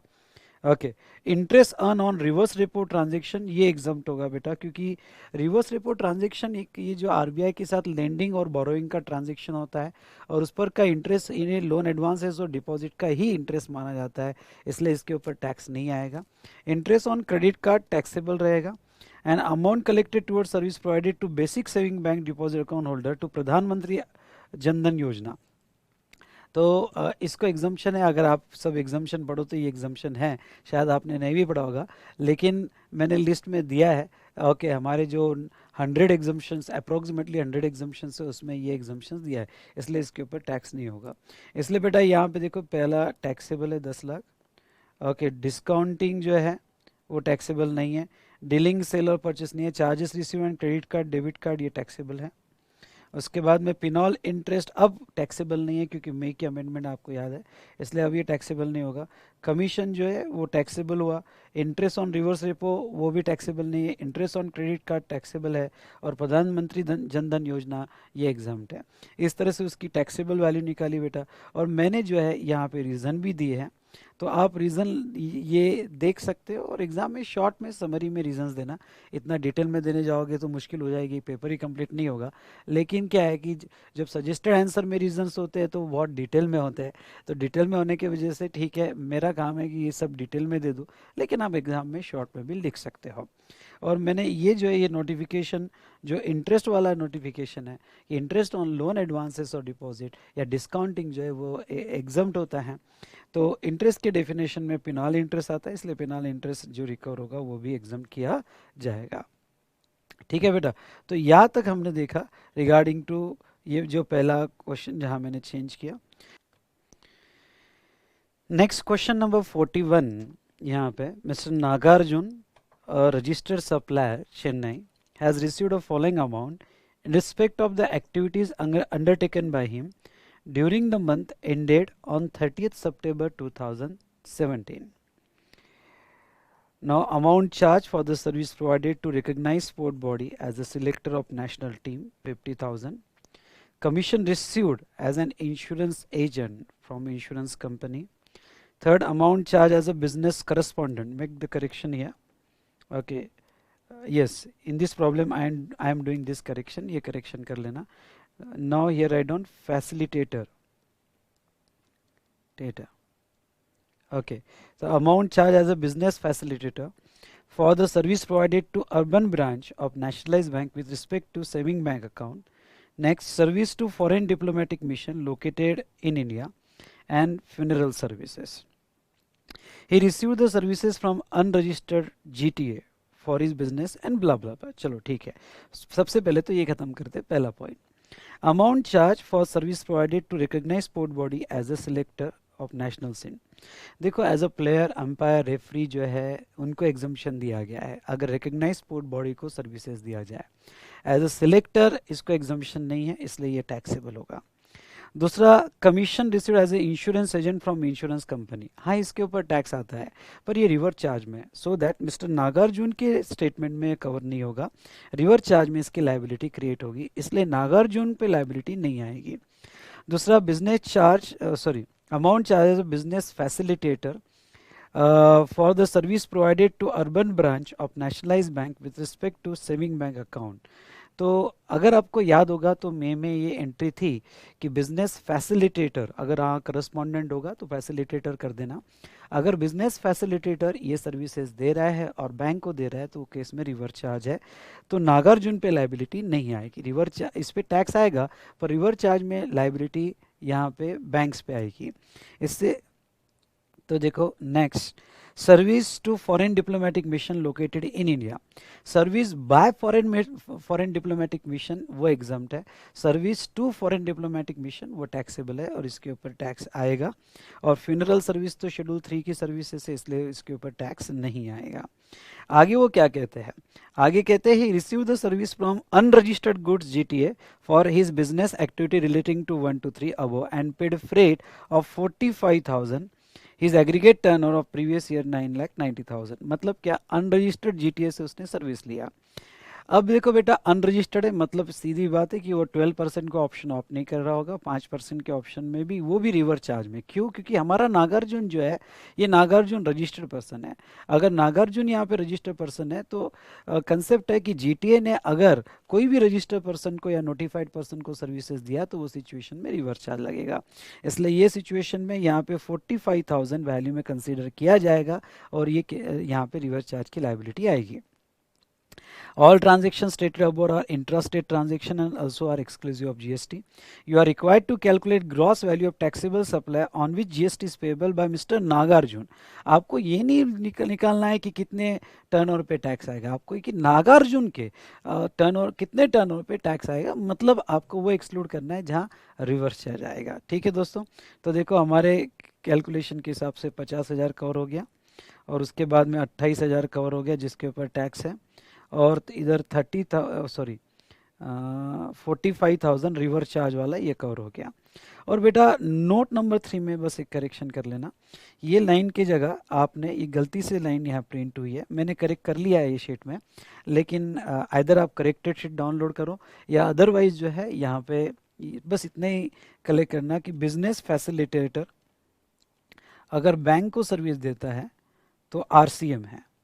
ओके तो बस आपको इतना ही लिखना है कि business facilitator if provide the services to banks, okay in that situation reverse charge is applicable.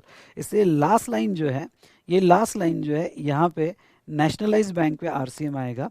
अब आपको एक बात और बता देता हूँ, देखो ये जो है ये अर्बन एरिया में है, यानी ये सर्विस अर्बन एरिया में है इसलिए टैक्स आएगा और रिवर्स चार्ज में आएगा। लेकिन अगर यही सर्विस रूरल एरिया में होती तो फिर एग्जम्पशन मिल जाता, मतलब मैंने वो भी नोट दी है। पहले तो आपको ये देखना है कि बिजनेस फैसिलिटेटर अगर ये बैंक को सर्विस देता है तो रिवर्स चार्ज में, यानी बैंकिंग कंपनी को सर्विस देता है तो रिवर्स चार्ज में लायबिलिटी आएगी।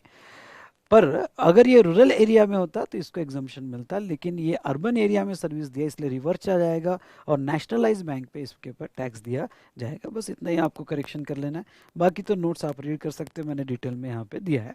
तो चलो ये था क्वेश्चन नंबर 41। हम नेक्स्ट क्वेश्चन पे आते हैं। यहाँ पे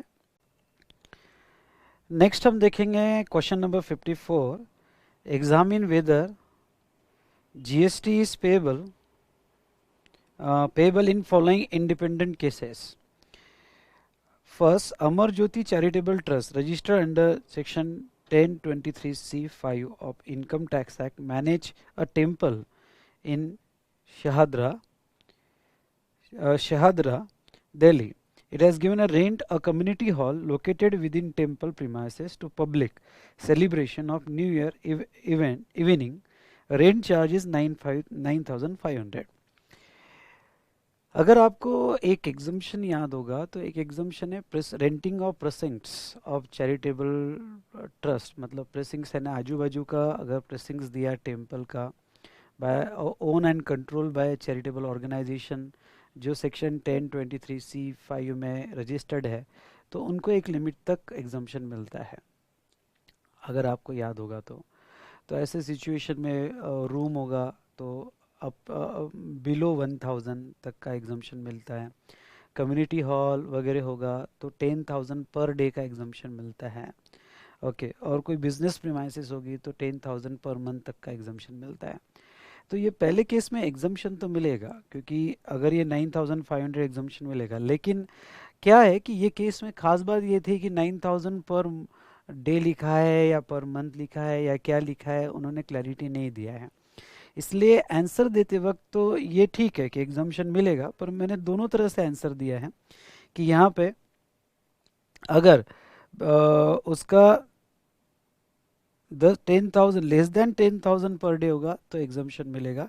हाउएवर लास्ट लाइन एक मैंने और दे दी, however if exemption does not apply where renting charges of premises of community hall और कल्याण मंडपम और ओपन एरिया 10,000 और मोर पर डे। तो मैं अगर ये एज्यूम करके चलूँ कि ये रेंट जो है 9,500 पर डे है तो डेफिनेटली एग्जम्पशन मिल जाएगा। अदरवाइज जो है यहाँ पे ओके 10,000 या उससे ज़्यादा होगा तो एग्जम्पशन नहीं मिलेगा पर डे का। तो हम वही एज्यूम करके चलते हैं पर डे है करके, और कॉमन सेंस भी यही कहता है बेटा कि पर डे होना चाहिए। अगर ये पर मंथ होगा, आई रिपीट पर मंथ होगा, तो फिर तो वो तो 10,000 पर डे से डिवाइडेड बाय 31 कर दो तो 10,000 पर डे से कम ही आना है। तो कॉमन सेंस भी तो यही कहता है कि एग्जाम्पशन मिलना चाहिए।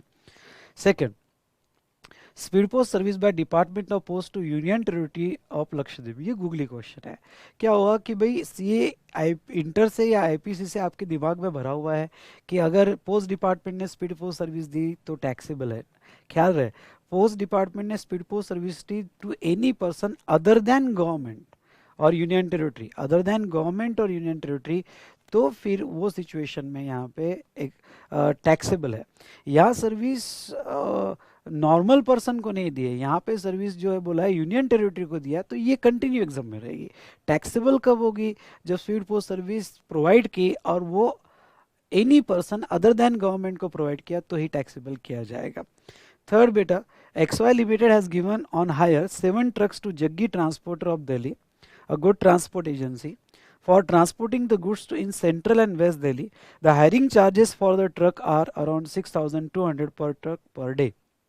अब मैं आपको ये बात बता दूं, एक एग्जम्पशन है ट्रांसपोर्ट सेक्टर में, गुड्स ट्रांसपोर्ट सेक्टर में आपको मिल जाएगा कि अगर आपने मोटर व्हीकल हायर पे दिया, और मोटर व्हीकल आपको याद होगा तो बसेस हायर पे दिया, ओके, स्टेट ट्रांसपोर्ट अंडरटेकिंग को अभी एक अमेंडमेंट थी में कि ई बसेस आपने दिया कॉरपोरेशन को, और उसमें था कि कोई भी मोटर व्हीकल अगर आप जीटीए को देते हो, उसी में अगर आप जीटीए को देते हो तो एग्जम्प्ट है। तो यहाँ पे हायरिंग पे दिया 7 ट्रक और जीटीए को दिया तो कंप्लीट एग्जम्पशन मिलेगा, सेपरेट टैक्स नहीं आएगा।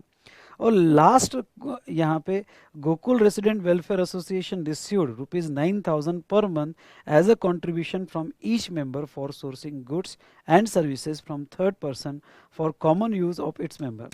अब जैसे इसके ऊपर एक लास्ट टाइम क्लैरिफिकेशन आया था और मेरे थोड़ा क्वेश्चन यार में रॉन्ग प्रिंट हुआ था, जो करेक्शन कर लेता हूँ।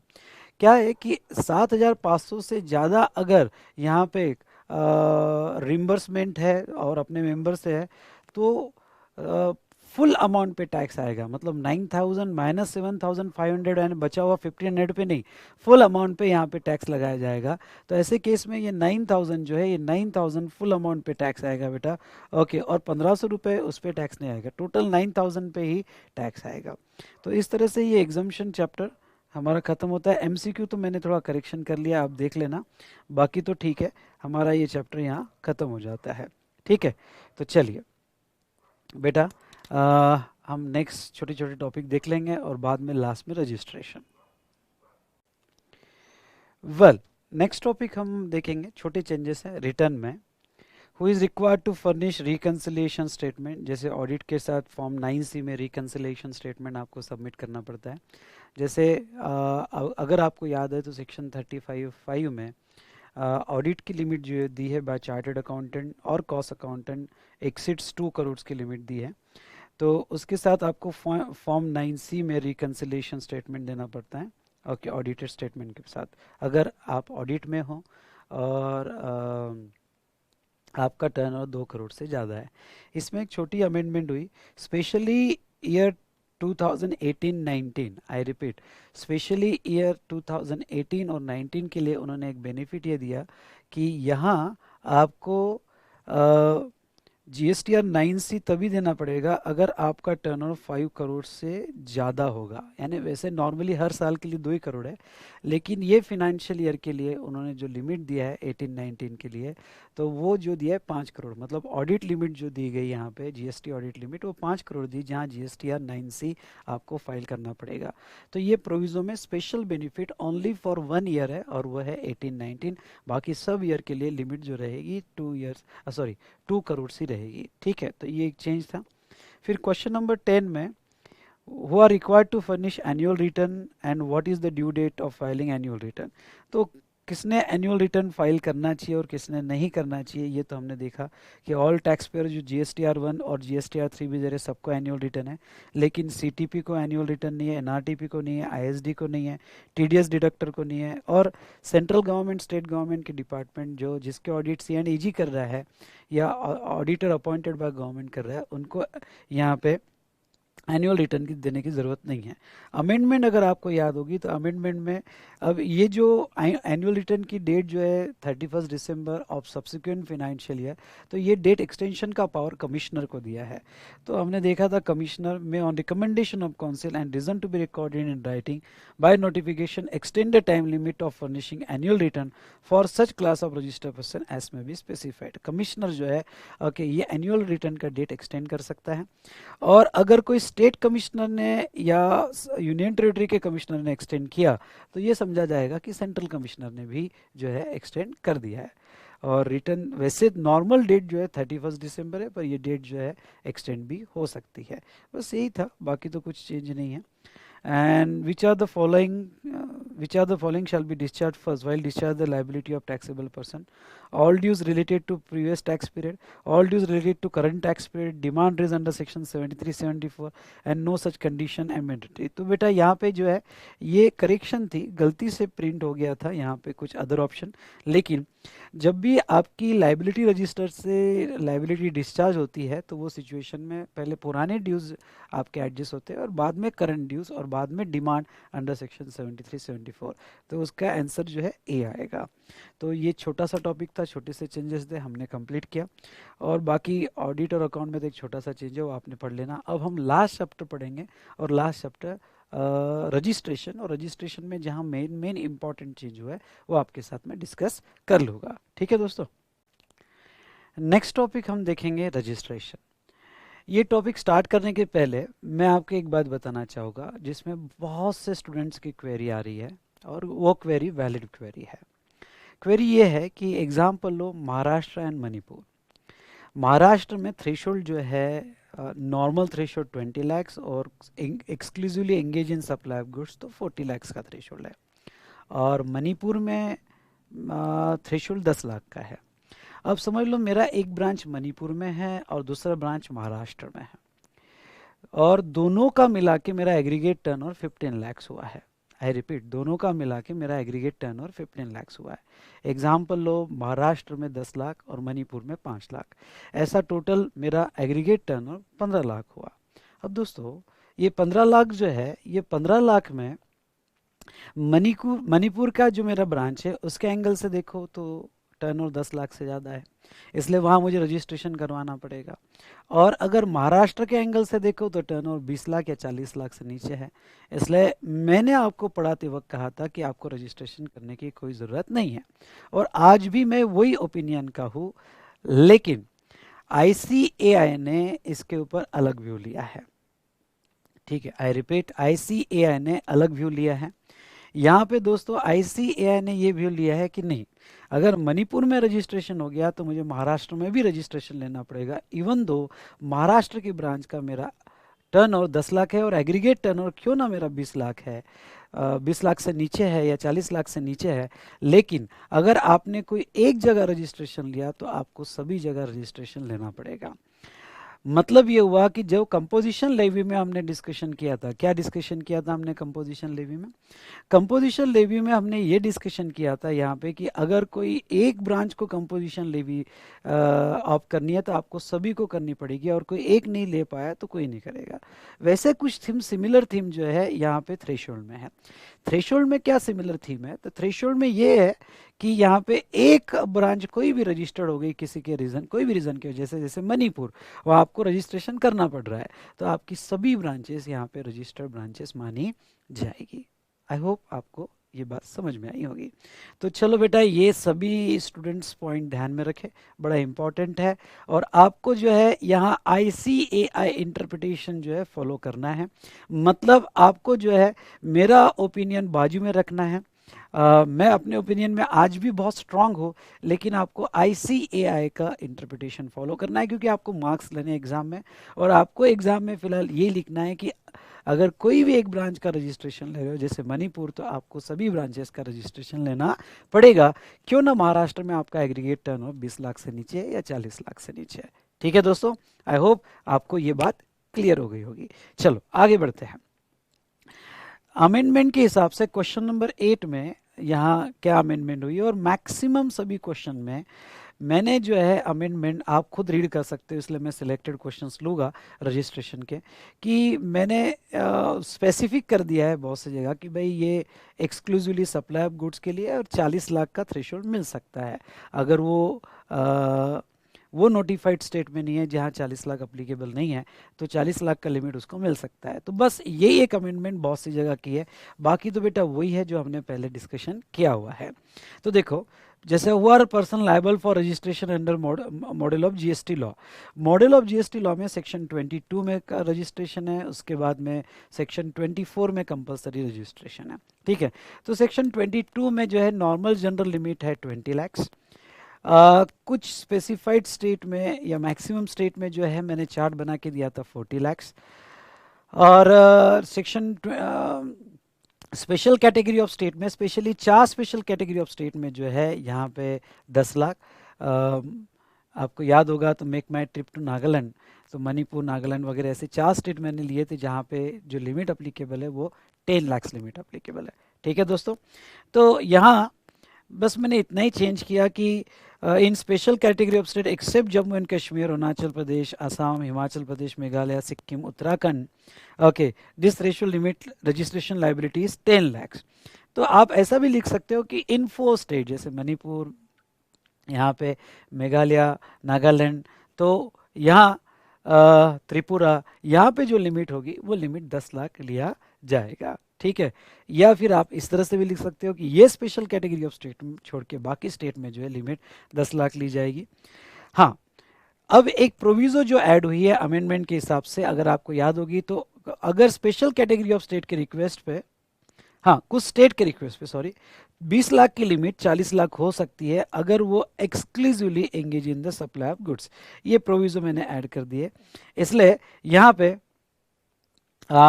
यस ये प्रोविजो के हिसाब से, आई रिपीट, ये प्रोविजो के हिसाब से यहाँ पे अगर आप एक्सक्लूसिवली सप्लाई ऑफ गुड्स है और स्टेट रिकमेंड करता है तो लिमिट 40 लाख तक जा सकती है।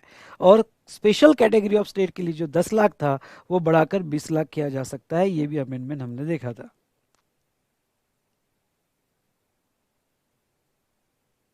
सॉरी सॉरी सॉरी, ये सेक्शन 23 वो तो पहले हो गया हमारा कि कुछ स्टेट जो है स्पेशल कैटेगरी ऑफ स्टेट अब 20 लाख ले चुके हैं और जो है 10 लाख की लिमिट सिर्फ 4 स्टेट के लिए है।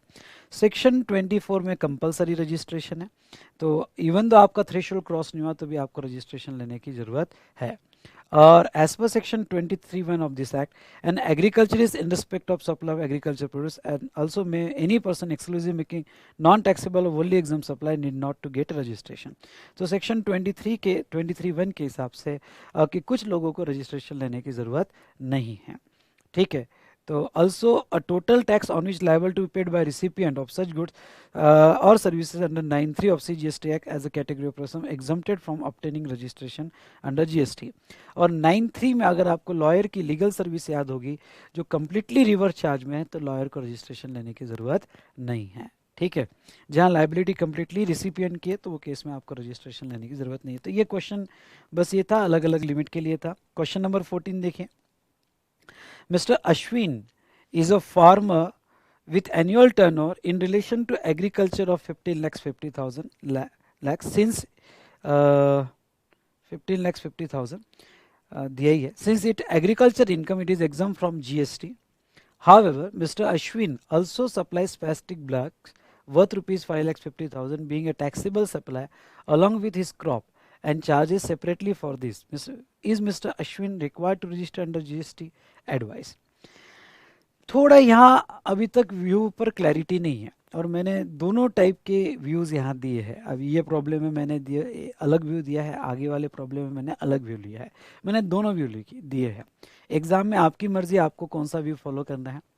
जैसे एग्रीकल्चर जो सप्लाई है mostly agriculture supply exempt supply है और सेक्शन 23 ये कहता है कि आप एक्सक्लूसिवली एंगेज है।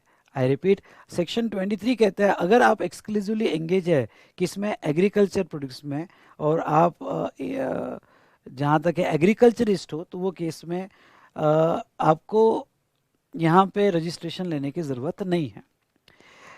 लेकिन अगर सेक्शन 23 आप पढ़े तो आज भी क्लैरिटी नहीं है कि समझ लो मेरा एग्रीकल्चर का टर्नओवर है और अदर टर्नओवर है, तो एग्रीकल्चर का टर्नओवर मैं एग्रीगेट टर्नओवर में कंसिडर करूँगा या नहीं करूँगा, क्योंकि सेक्शन 23 कहता है कि अगर आपका एग्रीकल्चर टर्नओवर है तो आप एग्रीकल्चरिस्ट हो तो ऐसे सिचुएशन में आपको रजिस्ट्रेशन करने की ज़रूरत नहीं है। ठीक है ना, अगर मेरा ओनली एग्रीकल्चरिस्ट टर्नओवर होता तो मैं नहीं रजिस्ट्रेशन करता। लेकिन यहाँ पे बेटा प्रॉब्लम क्या है, यहाँ पे मेरा एग्रीकल्चर के साथ अगर अदर टर्नओवर, और एग्रीकल्चर टर्नओवर एग्जम्प्ट है, अदर टर्नओवर टैक्सेबल है, और एग्रीगेट टर्नओवर की डेफिनेशन अगर मैं लूँ, आई रिपीट एग्रीगेट टर्नओवर की मैं डेफिनेशन लूँ तो उसमें एग्जाम सप्लाई का टर्नओवर और एग्जाम सप्लाई में वोनली एग्जाम या नॉन टैक्सेबल भी कवर हो जाता है। तो एक व्यू ये है कि एग्रीगेट टर्नओवर में अगर आपका एग्रीकल्चर के साथ कोई अदर टर्नओवर होगा तो वो भी कंसिडर करना पड़ेगा, यानी 15,50,000 प्लस 5,50,000 यानी 21 लैक्स जो है आपका टर्नओवर बनता है। और ये अगर 21 लैक्स आपका टर्नओवर बनता है, देखिए बेटा 21 लैक्स का आपका टर्नओवर बनता है, तो अब इम्पॉर्टेंट ये है कि आपको रजिस्ट्रेशन लेना पड़ेगा क्या। अगर आप ओनली सॉरी अगर आप गुड्स प्लस सर्विस में हो तो 20 लाख की लिमिट है, और एक्सक्लूसिवली सप्लाई ऑफ गुड्स हो तो 40 लाख की लिमिट है। तो 40 लाख की लिमिट हम अगर ये अज्यूम करेंगे कि आप एक्सक्लूसिवली सप्लाई ऑफ गुड्स में हो, तो वो सिचुएशन में 40 लाख की लिमिट मिलेगी, तो आपको रजिस्ट्रेशन करने की ज़रूरत नहीं, क्योंकि 21 लाख से हुआ, और इसमें मैं एग्रीकल्चर प्रोड्यूस का इनकम ऐड कर रहा हूँ। तो 21 लाख हुआ तो आपको रजिस्ट्रेशन लेने की कोई ज़रूरत नहीं है। लेकिन अगर आप जो है यहाँ पे 20 लाख की लिमिट लेते हो तो फिर आपको रजिस्ट्रेशन करना पड़ेगा। पर यहाँ पे मेरे हिसाब से 20 लाख का तो लॉजिक नहीं बनता है, क्योंकि 20 लाख की लिमिट तभी लूँगा जब मैं गुड्स प्लस सर्विस दूंगा या ओनली सर्विस दूंगा। यहाँ प्रॉब्लम देखने के बाद ये पता चलता है कि मैं तो सिर्फ, एक तो एग्रीकल्चर प्रोड्यूस है, दूसरा प्लास्टिक बैग्स है, मतलब दोनों मैं गुड्स ही सप्लाई कर रहा हूँ। अगर मैं गुड्स सप्लाई कर रहा हूँ तो मुझे 40 लैक्स की लिमिट मिलनी चाहिए। ठीक है दोस्तों, तो ये 40 लैक्स की लिमिट के बारे में हमने देखा। उसके बाद में डीलर हैज, नेक्स्ट क्वेश्चन देखो, क्वेश्चन नंबर 14। ये नोट जो है ये नोट मैंने निकाल लिया है। ओके वो कोई इतना इंपॉर्टेंट नहीं, इसलिए नोट वहां से मैंने स्क्रैच कर दिया है।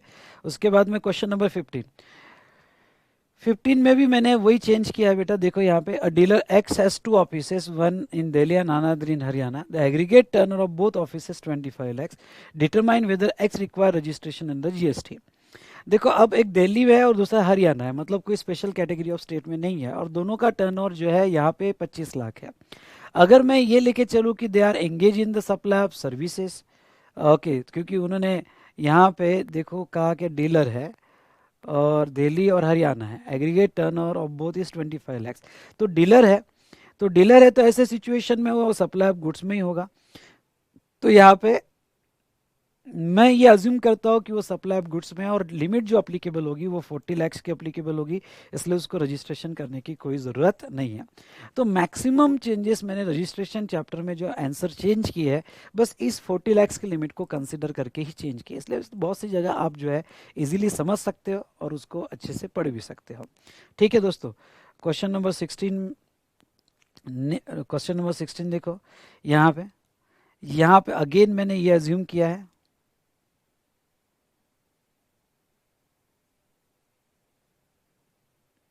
क्वेश्चन नंबर 16 में भी देखो, Rohan oil Punjab is engage in supply of machine oil as well as petrol, supply of petrol is not leviable to GST but supply of machine oil is taxable, examine whether Rohan oil is required to take a registration. तो वही answer दिया है कि वैसे तो limit 20 lakh है, लेकिन अगर वो एक्सक्लूसिवली सप्लाई ऑफ गुड्स में होगा तो 40 लाख लिया जाएगा। और दूसरी बात बेटा, वो पेट्रोल नॉन टैक्सेबल सप्लाई क्यों ना हो, लेकिन एग्रीगेट टर्नओवर में नॉन टैक्सेबल सप्लाई भी लिया जाता है, क्योंकि एग्जाम सप्लाई की डेफिनेशन में नॉन टैक्सेबल सप्लाई भी आता है, इसलिए वो भी कंसिडर होगा। और दोनों का टर्नओवर मिला के नॉर्मली 20 लैक्स और exclusive engage in supply of goods होगा तो 40 लैक्स का लिमिट उसको मिल सकता है। ओके, तो यही आंसर मैंने दिया। नेक्स्ट क्वेश्चन अगर आप देखते हो, हाँ ये क्वेश्चन मैं क्वेश्चन नंबर 18 लेना चाहूँगा। Mrs Usha enterprises has effected a following supplies within the state of Maharashtra, you are required to determine whether he is required to obtain registration under GST law. तो बेटा यहाँ पे पहला दिया intrastate supply of agriculture produce grown out of cultivation of land by family 18 lakh, दूसरा intrastate supply जो है 7,50,000, और intrastate supply chargeable to GST जो है 13,50,000, और एग्जाम जो है 7,50,000। अब मैं आपको एक बात बता दूं, यहाँ मैंने थोड़ा अलग व्यू लिया, इसके पहले वाले प्रॉब्लम में अलग व्यू लिया और यहाँ अलग व्यू लिया, और मैंने स्पेशली ऑथर कमेंट दिया, और मैंने जैसा अभी भी क्लैरिटी नहीं है, फिर से बता देता हूँ, अभी भी क्लैरिटी नहीं है कि जो एग्रीकल्चर प्रोड्यूस है फ्रॉम कल्टीवेशन ऑफ लैंड वो हमने एग्रीगेट टर्नओवर में लेना चाहिए नहीं लेना चाहिए, क्योंकि सेक्शन 23 कहता है कि अगर आपका एग्रीकल्चर प्रोड्यूस का है तो आपको रजिस्ट्रेशन करने की कोई ज़रूरत नहीं है। पर दूसरा, एग्रीगेट टर्नओवर में एग्जाम सप्लाई भी ऐड होता है, और बहुत से एग्रीकल्चर प्रोड्यूस एग्जाम सप्लाई में है, तो अभी तक इससे रिलेटेड क्लैरिटी नहीं है। तो पहले वाले प्रॉब्लम में मैंने ऐड किया, और अकॉर्डिंगली मैं ये कहूँगा कि मैंने एग्जाम सप्लाई कंसिडर किया for calculation of aggregate turnover, पर मैंने यहाँ अलग ही व्यू लिया, यहाँ मैंने उसको एक्सक्लूड किया, और मैंने अपनी नोट दी है कि मैं एक्सक्लूड कर रहा हूँ, जबकि मैंने इसके पहले वाले प्रॉब्लम में ऐड किया था। मैं अपने दोनों व्यू दे रहा हूँ। एग्जाम में आप कोई भी व्यू से फॉलो कर सकते हो, आप इंक्लूड करके ये नोट दो कि भाई एग्रीगेट टर्नओवर में एग्जाम सप्लाई इंक्लूड होता है और एग्रीकल्चर प्रोड्यूस एग्जाम इसलिए ऐड होगा। या फिर आप ये नोट दो सेक्शन 23 का, और सेक्शन 23 के नोट देकर आप ये कह सकते हो, आई रिपीट, सेक्शन 23 का नोट देके आप कह सकते हो कि भाई जो एग्रीकल्चर प्रोड्यूस या कल्टीवेशन ऑफ लैंड, उसके लिए रजिस्ट्रेशन करने की जरूरत नहीं, इसलिए हम टोटल टर्नओवर में से एक्सक्लूड कर रहे हैं। तो आपके नोट के बेस पे आपने आंसर देना चाहिए। अभी तक आईसीएआई से कोई क्लैरिफिकेशन नहीं है, एज वेल एज अभी तक जो है गवर्नमेंट से भी कोई क्लैरिफिकेशन नहीं है। इसलिए मैं आपको ये कहना चाहूँगा कि यहाँ पे मैंने ये प्रॉब्लम जो एक्सक्लूड करके लिया। दूसरा, वो जो है एग्जाम सप्लाई कर रहा है गुड्स का, और दोनों सप्लाई गुड्स के, अगर दोनों सप्लाई गुड्स के तो 40 लाख की लिमिट मिलेगी। उसका एग्रीगेट टर्नओवर 21 लाख से है, लिमिट आपको 40 लाख की मिल सकती है।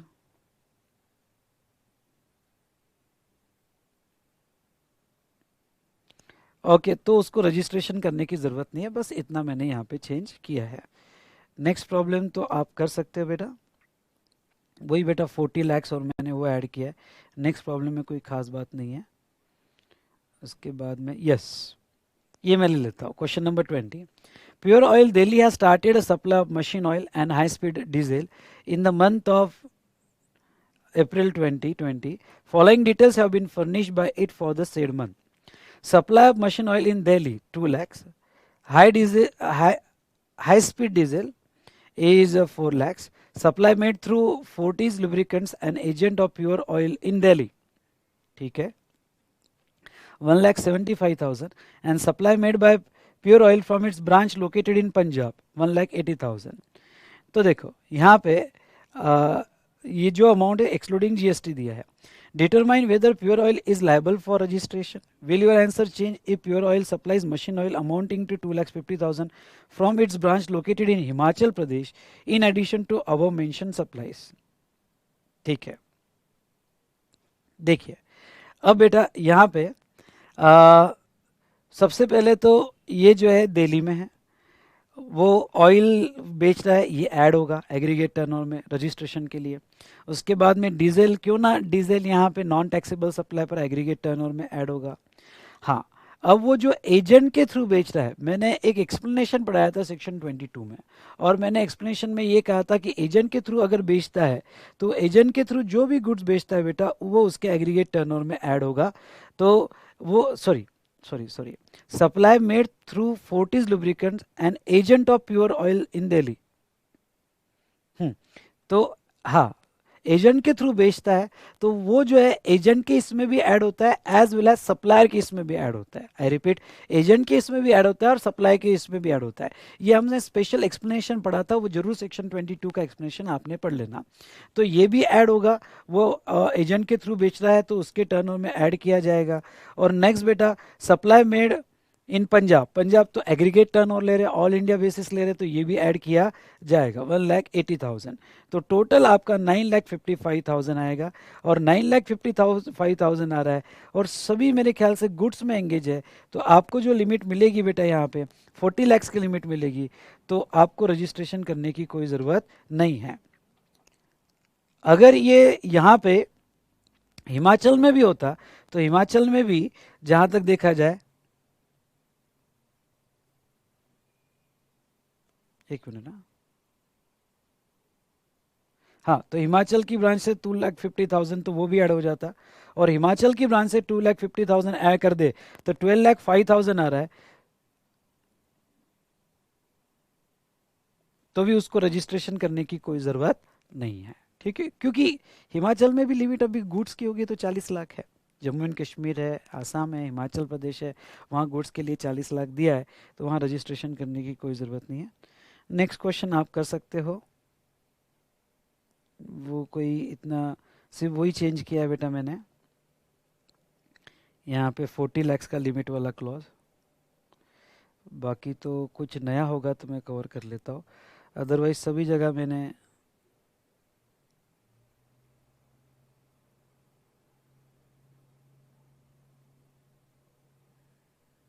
सॉरी, हाँ ये ले लेता हूँ, सॉरी, क्वेश्चन नंबर 22 ले लेता हूँ जो बड़ा इंपॉर्टेंट है। ठीक है, ये देखो question number 22। Rishabh Enterprises, a sole proprietary firm, started an air conditioning restaurant in Virar, Maharashtra, in the month of February, wherein the customer are served cooked food as well as cold drink, non-alcoholic beverages. In March, firm opened a liquor shop in Raipur, Uttarakhand, for trading in alcoholic liquor for human consumption. Determine whether Rishabh Enterprises is liable to register under GST with the help of following information. तो serving of cook food, अब देखो, अब GST में उसे registration लेना है या नहीं लेना है, ये हम बात करेंगे। तो सबसे पहले तो serving of cook food and cold drink non alcoholic beverages in a restaurant, यानी वो रेस्टोरेंट चला रहा है। फरवरी और मार्च का टर्नओवर दिया हुआ है। Sale of alcoholic liquor for human consumption in Uttarakhand 5 lakh रुपए दिया है। Interest received from bank on fix deposit 1 lakh और 1 लाख दिया है। और export of pack food items from restaurant in Maharashtra 1,50,000 और 2 लाख लिखा है। अमाउंट जो है एक्सक्लूडिंग जीएसटी है। You are required to provide the reason for treatment of various items given above. करना क्या है आपको, वो आपको पहले तो ये डिसाइड करना है कि जीएसटी में रजिस्ट्रेशन लेना है या नहीं लेना है, और सबकी ट्रीटमेंट आपको बनाना है। पहली बात तो ये रेस्टोरेंट है, सर्विस में एंगेज है, सर्विस में एंगेज है तो 40 लाख का लिमिट इसको नहीं मिलेगा, इसको जो है 20 लाख में ख़त्म करना पड़ेगा। अब 20 लाख जो है यहाँ पे देखते हैं कि ये जो टर्नओवर दिया है ये 20 लाख क्रॉस होता है या नहीं होता है। अब टर्नओवर में ये आपको ये भी ऐड करना पड़ेगा। हाँ, एक इंपॉर्टेंट बात बता दूं आपको, जब आप टर्नओवर कैलकुलेट कर रहे हो बेटा, तो टर्नओवर में मैं आपको बता दूं, इंटरेस्ट जो है वो इंटरेस्ट भी आपको ऐड करना है। ठीक है, इंटरेस्ट भी ऐड करना है 2 लाख रुपए। क्यों इंटरेस्ट ऐड करना है? मैंने आपको कहा कंपोजिशन लेवी के सभी कैलकुलेशन से इंटरेस्ट एक्सक्लूड कर देना, लेकिन आप अगर आपको याद होगा तो थ्रेशोल्ड के लिए इंटरेस्ट आपको ऐड करना पड़ेगा। आई रिपीट, इंटरेस्ट आपको ऐड करना पड़ेगा। तो ये ऐड करके डिसाइड करना पड़ेगा कि थ्रेशोल्ड जा रहा है या नहीं जा रहा है। पर एक प्रोविजन है कि आप एक्सक्लूसिवली सप्लाई ऑफ गुड्स है, सिर्फ इंटरेस्ट मिल रहा है। देखो, दो बातें आपको सेक्शन 22 में ध्यान रखनी है। इंटरेस्ट एग्जाम सप्लाई है, interest on bank loan etcetera, ये जो है बैंक डिपॉजिट, सॉरी। तो यहाँ पे इंटरेस्ट जो है, इंटरेस्ट तो आपको ऐड करना पड़ेगा क्योंकि वो एग्जाम सप्लाई है, और थ्रेशोल्ड के लिए वो एक्सक्लूजन नहीं है, कंपोजिशन लेवी के लिए वो एक्सक्लूजन है। नेक्स्ट पॉइंट, यहाँ पे एक और इंपॉर्टेंट बात सेक्शन 22 में वो ये है कि अगर आप एक्सक्लूसिवली सप्लाई ऑफ गुड्स है और आपको सिर्फ इंटरेस्ट मिल रहा है, आई रिपीट, आप एक्सक्लूसिवली सप्लाई ऑफ गुड्स में एंगेज हो और ओनली इंटरेस्ट मिल रहा है, तो इंटरेस्ट क्यों ना सर्विस हो, लेकिन ये माना जाएगा कि आप सप्लाई ऑफ गुड्स में ही हो, सर्विस में इन्वॉल्व नहीं हो। सिर्फ इंटरेस्ट होना चाहिए, दूसरी सर्विस नहीं। मेरी बात समझ में आ रहा है? मतलब क्या कि मैं ट्रेडर हूँ, मैं एक्सक्लूसिवली गुड्स ही सेल करता हूँ और मुझे सेविंग अकाउंट पे इंटरेस्ट मिल रहा है या बैंक डिपॉजिट पे इंटरेस्ट मिल रहा है, तो सिर्फ इंटरेस्ट के वजह से मेरी 40 लाख की लिमिट नहीं जाएगी। मैं एक्सक्लूसिवली सप्लाई ऑफ गुड्स मानो जाऊंगा और मुझे 40 लाख मिल जाएगा, क्यों ना इंटरेस्ट सर्विस हो। हाँ, मेरी 40 लाख की लिमिट नहीं जाएगी, लेकिन 40 लाख का जब कैलकुलेशन करूंगा, आई रिपीट, 40 लाख का जब एग्रीगेट टर्नओवर निकालूंगा तो इंटरेस्ट ऐड किया जाएगा, लेकिन उतनी सी सर्विस अलाउ होगी, यानी इंटरेस्ट अलाउ होगा, बाकी कोई सर्विस आपको 40 लाख के लिमिट में अलाउड नहीं होगी, तो वो भी ऐड किया जाएगा। टोटल टर्नओवर आपका 22,50,000 है। तो आप थ्रेशोल्ड क्रॉस कर चुके हो, रीजन आपको सब देना पड़ेगा। तो ऐसे केस में आपको रजिस्ट्रेशन लेना पड़ेगा विद इन 30 डेज। नेक्स्ट, तो नेक्स्ट आप कर सकते हो, कोई खास बात नहीं है इसमें। ठीक है, question number 24।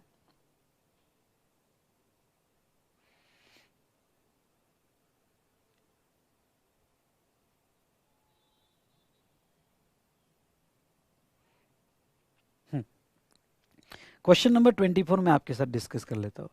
Rajesh dynamic having its head office in Chennai carries on a following activity respective turnover in a financial year. पहला, supply petrol at Chennai 18 lakhs, petrol supply किया, नॉन टैक्सेबल है। Value of invert supply on which tax is payable under reverse charge basis 9 lakhs. Supply of transformer oil at Chennai 2 lakh. Value of branch transfer from Chennai to Bengaluru without payment of consideration 11,50,000, and value of taxable supplies at Manipur branch 11,50,000. ठीक है, It argues that it does not have a taxable turnover crossing threshold limit 20 lakhs either at Chennai or Bangalore and including turnover of Manipur branch. It believes that the determination of aggregate turnover is not required for the purpose of obtaining registration but required for determining composition levy. Decide on the base of the above facts. Aggregate turnover of Rajesh Dynamics Limited. Aggregate turnover निकालना है. Aggregate turnover का definition क्या है बेटा? Aggregate turnover का definition यहाँ पे है all taxable supply excluding invert supply subject to reverse charge. मतलब आपको सभी टैक्सेबल सप्लाई लेना है प्लस एग्जाम सप्लाई में टोटल लेना है आपको exempt as well as wholly exempt as well as nil rate as well as taxable as well as non taxable. तो पेट्रोल डीजल होगा तो वो भी लेना है, एक्सपोर्ट होगा तो वो भी कंसिडर करना है, एज वेल एज बेटा यहाँ पे इंटरस्टेट ब्रांच ट्रांसफर होगा तो वो भी कंसिडर करना है. इसलिए आपको एग्रीगेट टर्नओवर में ये कंसिडर करना है, रिवर्स चार्ज वाला नहीं, पर ये तीनों भी आपको कंसिडर कर लेना है. तो अगर मैं आपका एग्रीगेट टर्नओवर निकालूं तो बेटा एग्रीगेट टर्नओवर 43 लाख आ रहा है. दूसरा सवाल क्या पूछा है? All condition that fulfil requirement for registration under CGST act 2000 that given circumstances. क्या उसे रजिस्ट्रेशन लेना जरूरी है? तो बेटा ऐसे केस में यस, जो है 43 लाख उसका टर्नओवर है यहाँ पे. तो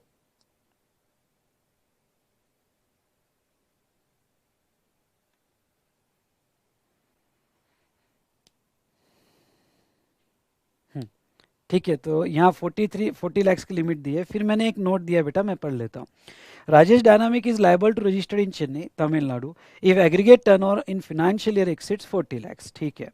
however since Rajesh dynamic limited make a supplies from Manipur, a specified special category of state, a threshold exemption get reduced to 10 lakhs. Rajesh Dynamic argument that is not liable to register since threshold exemption is 20 lakhs is not being crossed in Chennai, Bangalore or Manipur is not correct as the aggregate turnover considered in computing all on India basis and not state wise basis. चलो ठीक है, वो मणिपुर से भी supply कर रहा है, पर आपको स्टेट वाइज लिमिट तो लेनी नहीं है, आपको एग्रीगेट टर्नओवर लेनी है और पूरी एग्रीगेट टर्नओवर की लिमिट यहाँ 43 है, तो ऑब्वियसली आपको रजिस्ट्रेशन लेना पड़ेगा.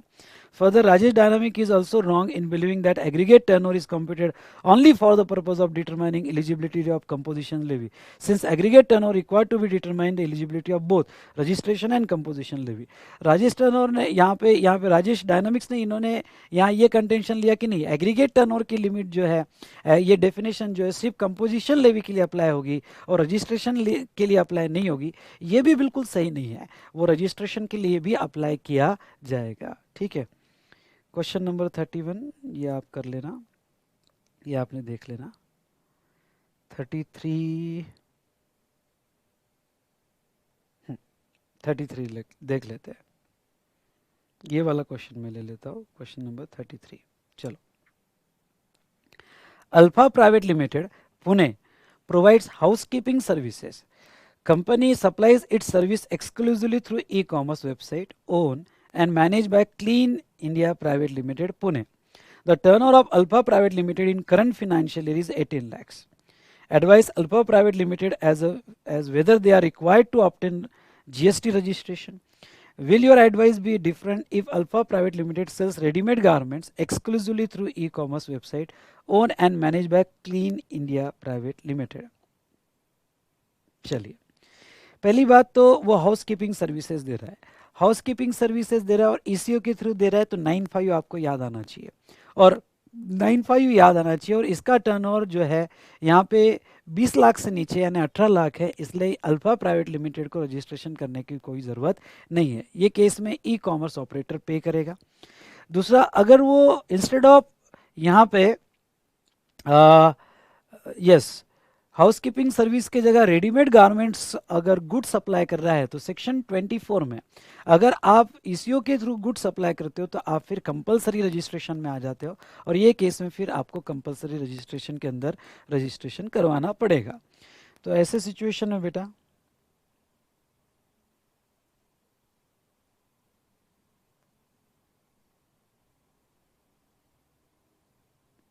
पहले मैंने लीगल प्रोविजन एक्सप्लेन किया, सेक्शन 22 अगर आप देखते हो 24 और 95.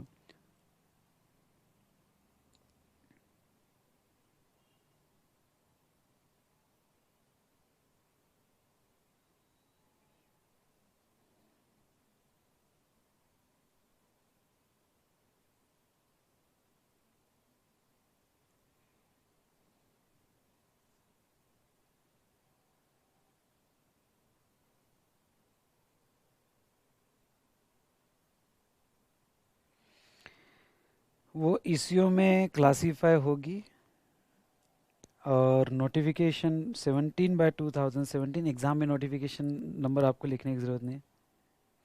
हाउस कीपिंग सर्विसेज है और वो रजिस्टर्ड नहीं है।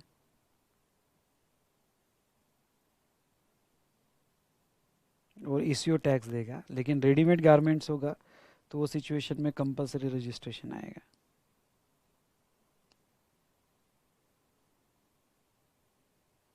ठीक है, तो आप ये रीड करोगे तो आपको समझ जाएगा। आंसर बहुत लेंदी है, थोड़ा आपको समराइज करना पड़ेगा। चलिए, अदर क्वेश्चन देख लेता हूँ, कोई अगर इम्पोर्टेंट होगा तो हम डिस्कस कर लेंगे। अदरवाइज तो बाकी तो 40 लाख की लिमिट हर जगह मैंने ऐड करके ही डिस्कशन किया है।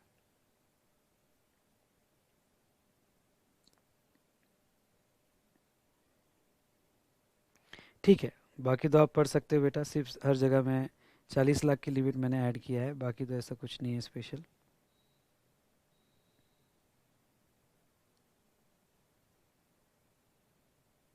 हाँ, ये वाला क्वेश्चन बहुत अच्छा है और अच्छे से करके जाना।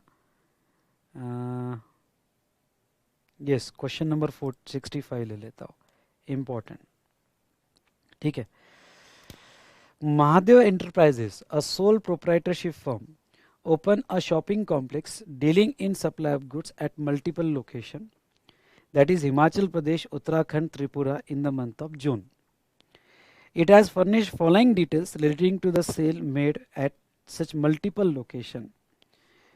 हिमाचल, उत्तर प्रदेश, त्रिपुरा। ठीक है, इसमें से एक जगह 10 लाख की लिमिट अप्लीकेबल है। हिमाचल प्रदेश में अगर गुड्स होगा तो 40 लाख है, उत्तराखंड जो है 20 लाख है, पर हमको तो एग्रीगेट टर्न और लेना है। Intrastate sale of taxable goods Himachal में दिया है, त्रिपुरा दिया है। इंट्रास्टेट ऑफ एग्जम्प्टेड गुड्स दिया है। Interest received from bank on the fix deposit दिया है। और intrastate sale of non taxable goods दिया है। ठीक है, with the help of our mention information answer the following questions given giving the reason. Determine whether Mahadev enterprises is liable to be registered under GST law, and what is the threshold limit of taking registration in this case? क्या उसे GST law में registration लेना पड़ेगा? तो पहले तो मैं आपको बता देता हूँ, उसका पूरा सप्लाई ऑफ गुड्स है, तीनों स्टेट से। ठीक है, और यहाँ पे अभी ये लेके चलना कि अगर आपका कोई एक स्टेट में भी, हाँ मैंने जो पहले एक इंटरप्रिटेशन दिया वो कंटिन्यू करके चलना, कि कोई एक स्टेट में भी रजिस्ट्रेशन करवाना पड़े, समझ लो यहाँ पे त्रिपुरा में 10 लाख के ऊपर टर्नओवर जा रहा है इसलिए रजिस्ट्रेशन करवाना पड़े, तो आपको सभी स्टेट में रजिस्ट्रेशन करवाना पड़ेगा, सभी स्टेट में रजिस्ट्रेशन करवाना पड़ेगा। Is it clear? तो यहाँ पे intrastate sale of taxable goods, अगर सब आप सब टोटल टर्नओवर कर लो तो इसमें से इंटरेस्ट भी आपको कंसीडर करना पड़ेगा। दूसरी बात, यानी सब आपको ऐड करना पड़ेगा, क्योंकि इस taxable supply, exempt supply, interest भी थ्रेशोल्ड के लिए ऐड होता है और नॉन टैक्सेबल भी ऐड होता है, और all over India pan basis आपको ऐड करना पड़ेगा। डन। दूसरी बात मैं आपको एक क्लियरली कह दूं यहाँ पे, और वो ये कि ये जो है ये 40 लाख की लिमिट के लिए एलिजिबल रहेगा। क्यों 40 लाख की लिमिट के लिए एलिजिबल रहेगा? सुनना ध्यान में, 40 लाख की लिमिट, क्योंकि जस्ट इंटरेस्ट के वजह से, मेरी बात सुनना, जस्ट इंटरेस्ट के वजह से ये गुड्स प्लस सर्विस नहीं माने जाएंगे, क्योंकि गुड्स प्लस सर्विस हो गए तो फिर वो 20 लाख में आ जाते हैं। I repeat, goods plus services हो गए तो 20 लाख में आ जाते हैं। तो जस्ट यहाँ पे इंटरेस्ट की वजह से वो गुड्स प्लस सर्विसेज नहीं माने जाएंगे।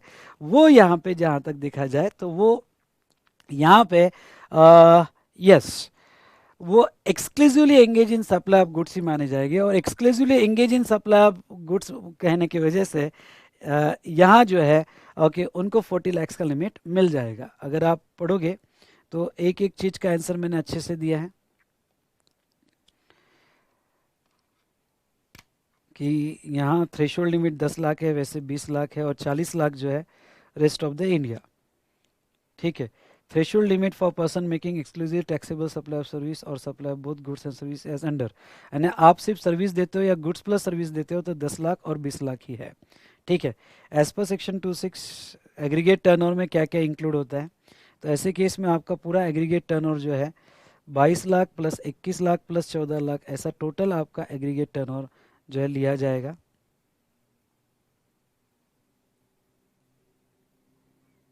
और उसमें इंटरेस्ट भी ऐड किया जाएगा।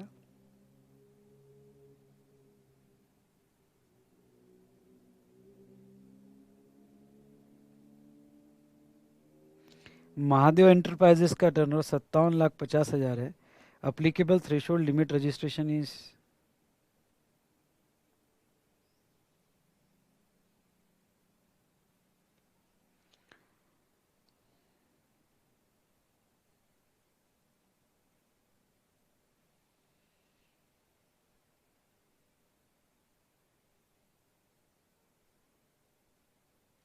एक मिनट।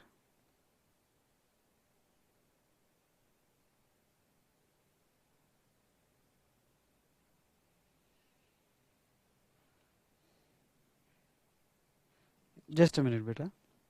चलो इसका एक बार जो है थोड़ा मैं अच्छे से ले लेता हूँ कि पहला उनका सवाल क्या था। पहला उनका सवाल था कि क्या रजिस्ट्रेशन लेना पड़ेगा।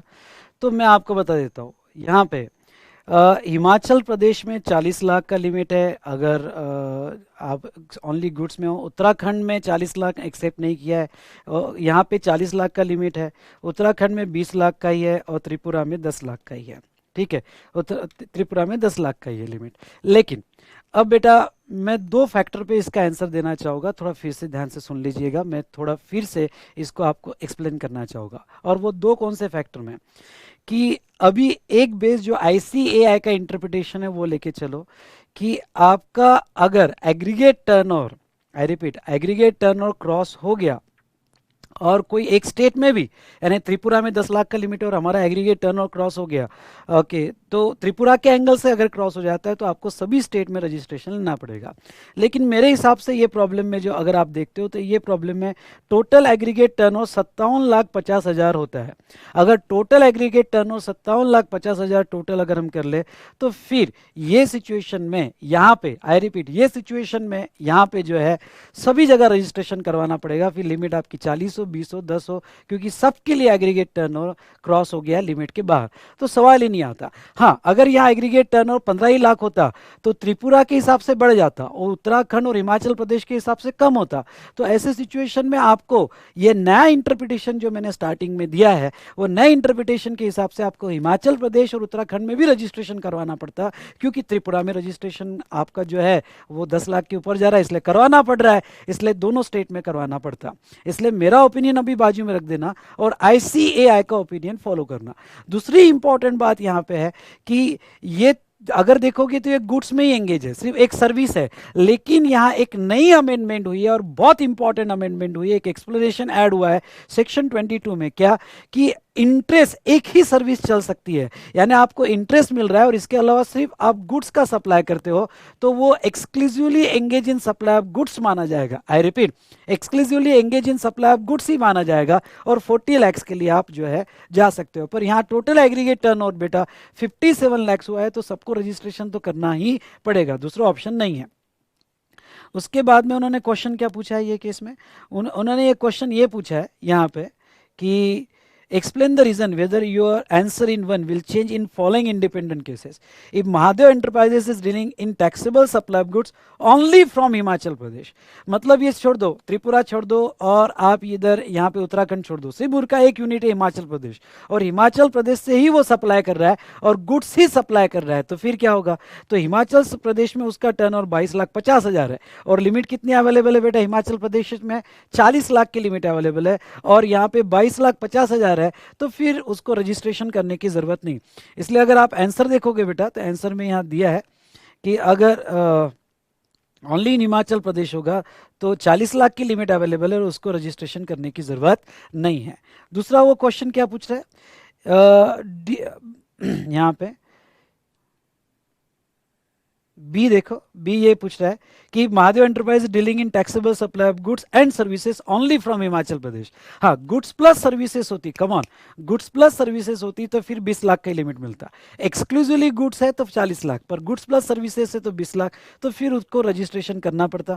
अगर आप आंसर देखते हो तो सेकेंड केस में यस उसको रजिस्ट्रेशन करना पड़ेगा। Okay, liable to take a registration. और उसके बाद में वो क्या कहते हैं, if Mahadev enterprises dealing in taxable supply of goods only from Himachal Pradesh and also effected interstate supplies of taxable goods amounting to 4 lakh. Interstate हो गया तो फिर तो कंपलसरी रजिस्ट्रेशन है, और सेक्शन 24 में उनको कंपलसरी रजिस्ट्रेशन लेना पड़ेगा। वंस इंटरस्टेट सप्लाई हुआ तो फिर कंपलसरी रजिस्ट्रेशन में आ गया। तो बेटा इस तरह से मैंने चेंज किए, एमसीक्यू अकॉर्डिंगली चेंज किया, आपने देख लेना। ओके, तो यहाँ पे हमारा ये चैप्टर रजिस्ट्रेशन खत्म होता है। कुछ इंपॉर्टेंट क्वेश्चन मैं आपके साथ डिस्कस कर चुका हूँ। इस तरह से हमारे क्वेश्चन में जो जो भी क्वेश्चंस अमेंड हुए हैं मैंने यहाँ कवर कर लिए हैं दोस्तों। ठीक है, तो चलो यहाँ रुकते हैं। ओके, फिर अब कोई लेक्चर बचा होगा तो मैं 1-2 दिन में और अपलोड कर दूंगा, तब तक आप ये कंप्लीट कर लेना। ठीक है, सो थैंक यू और अपना पूरा ध्यान रखिएगा।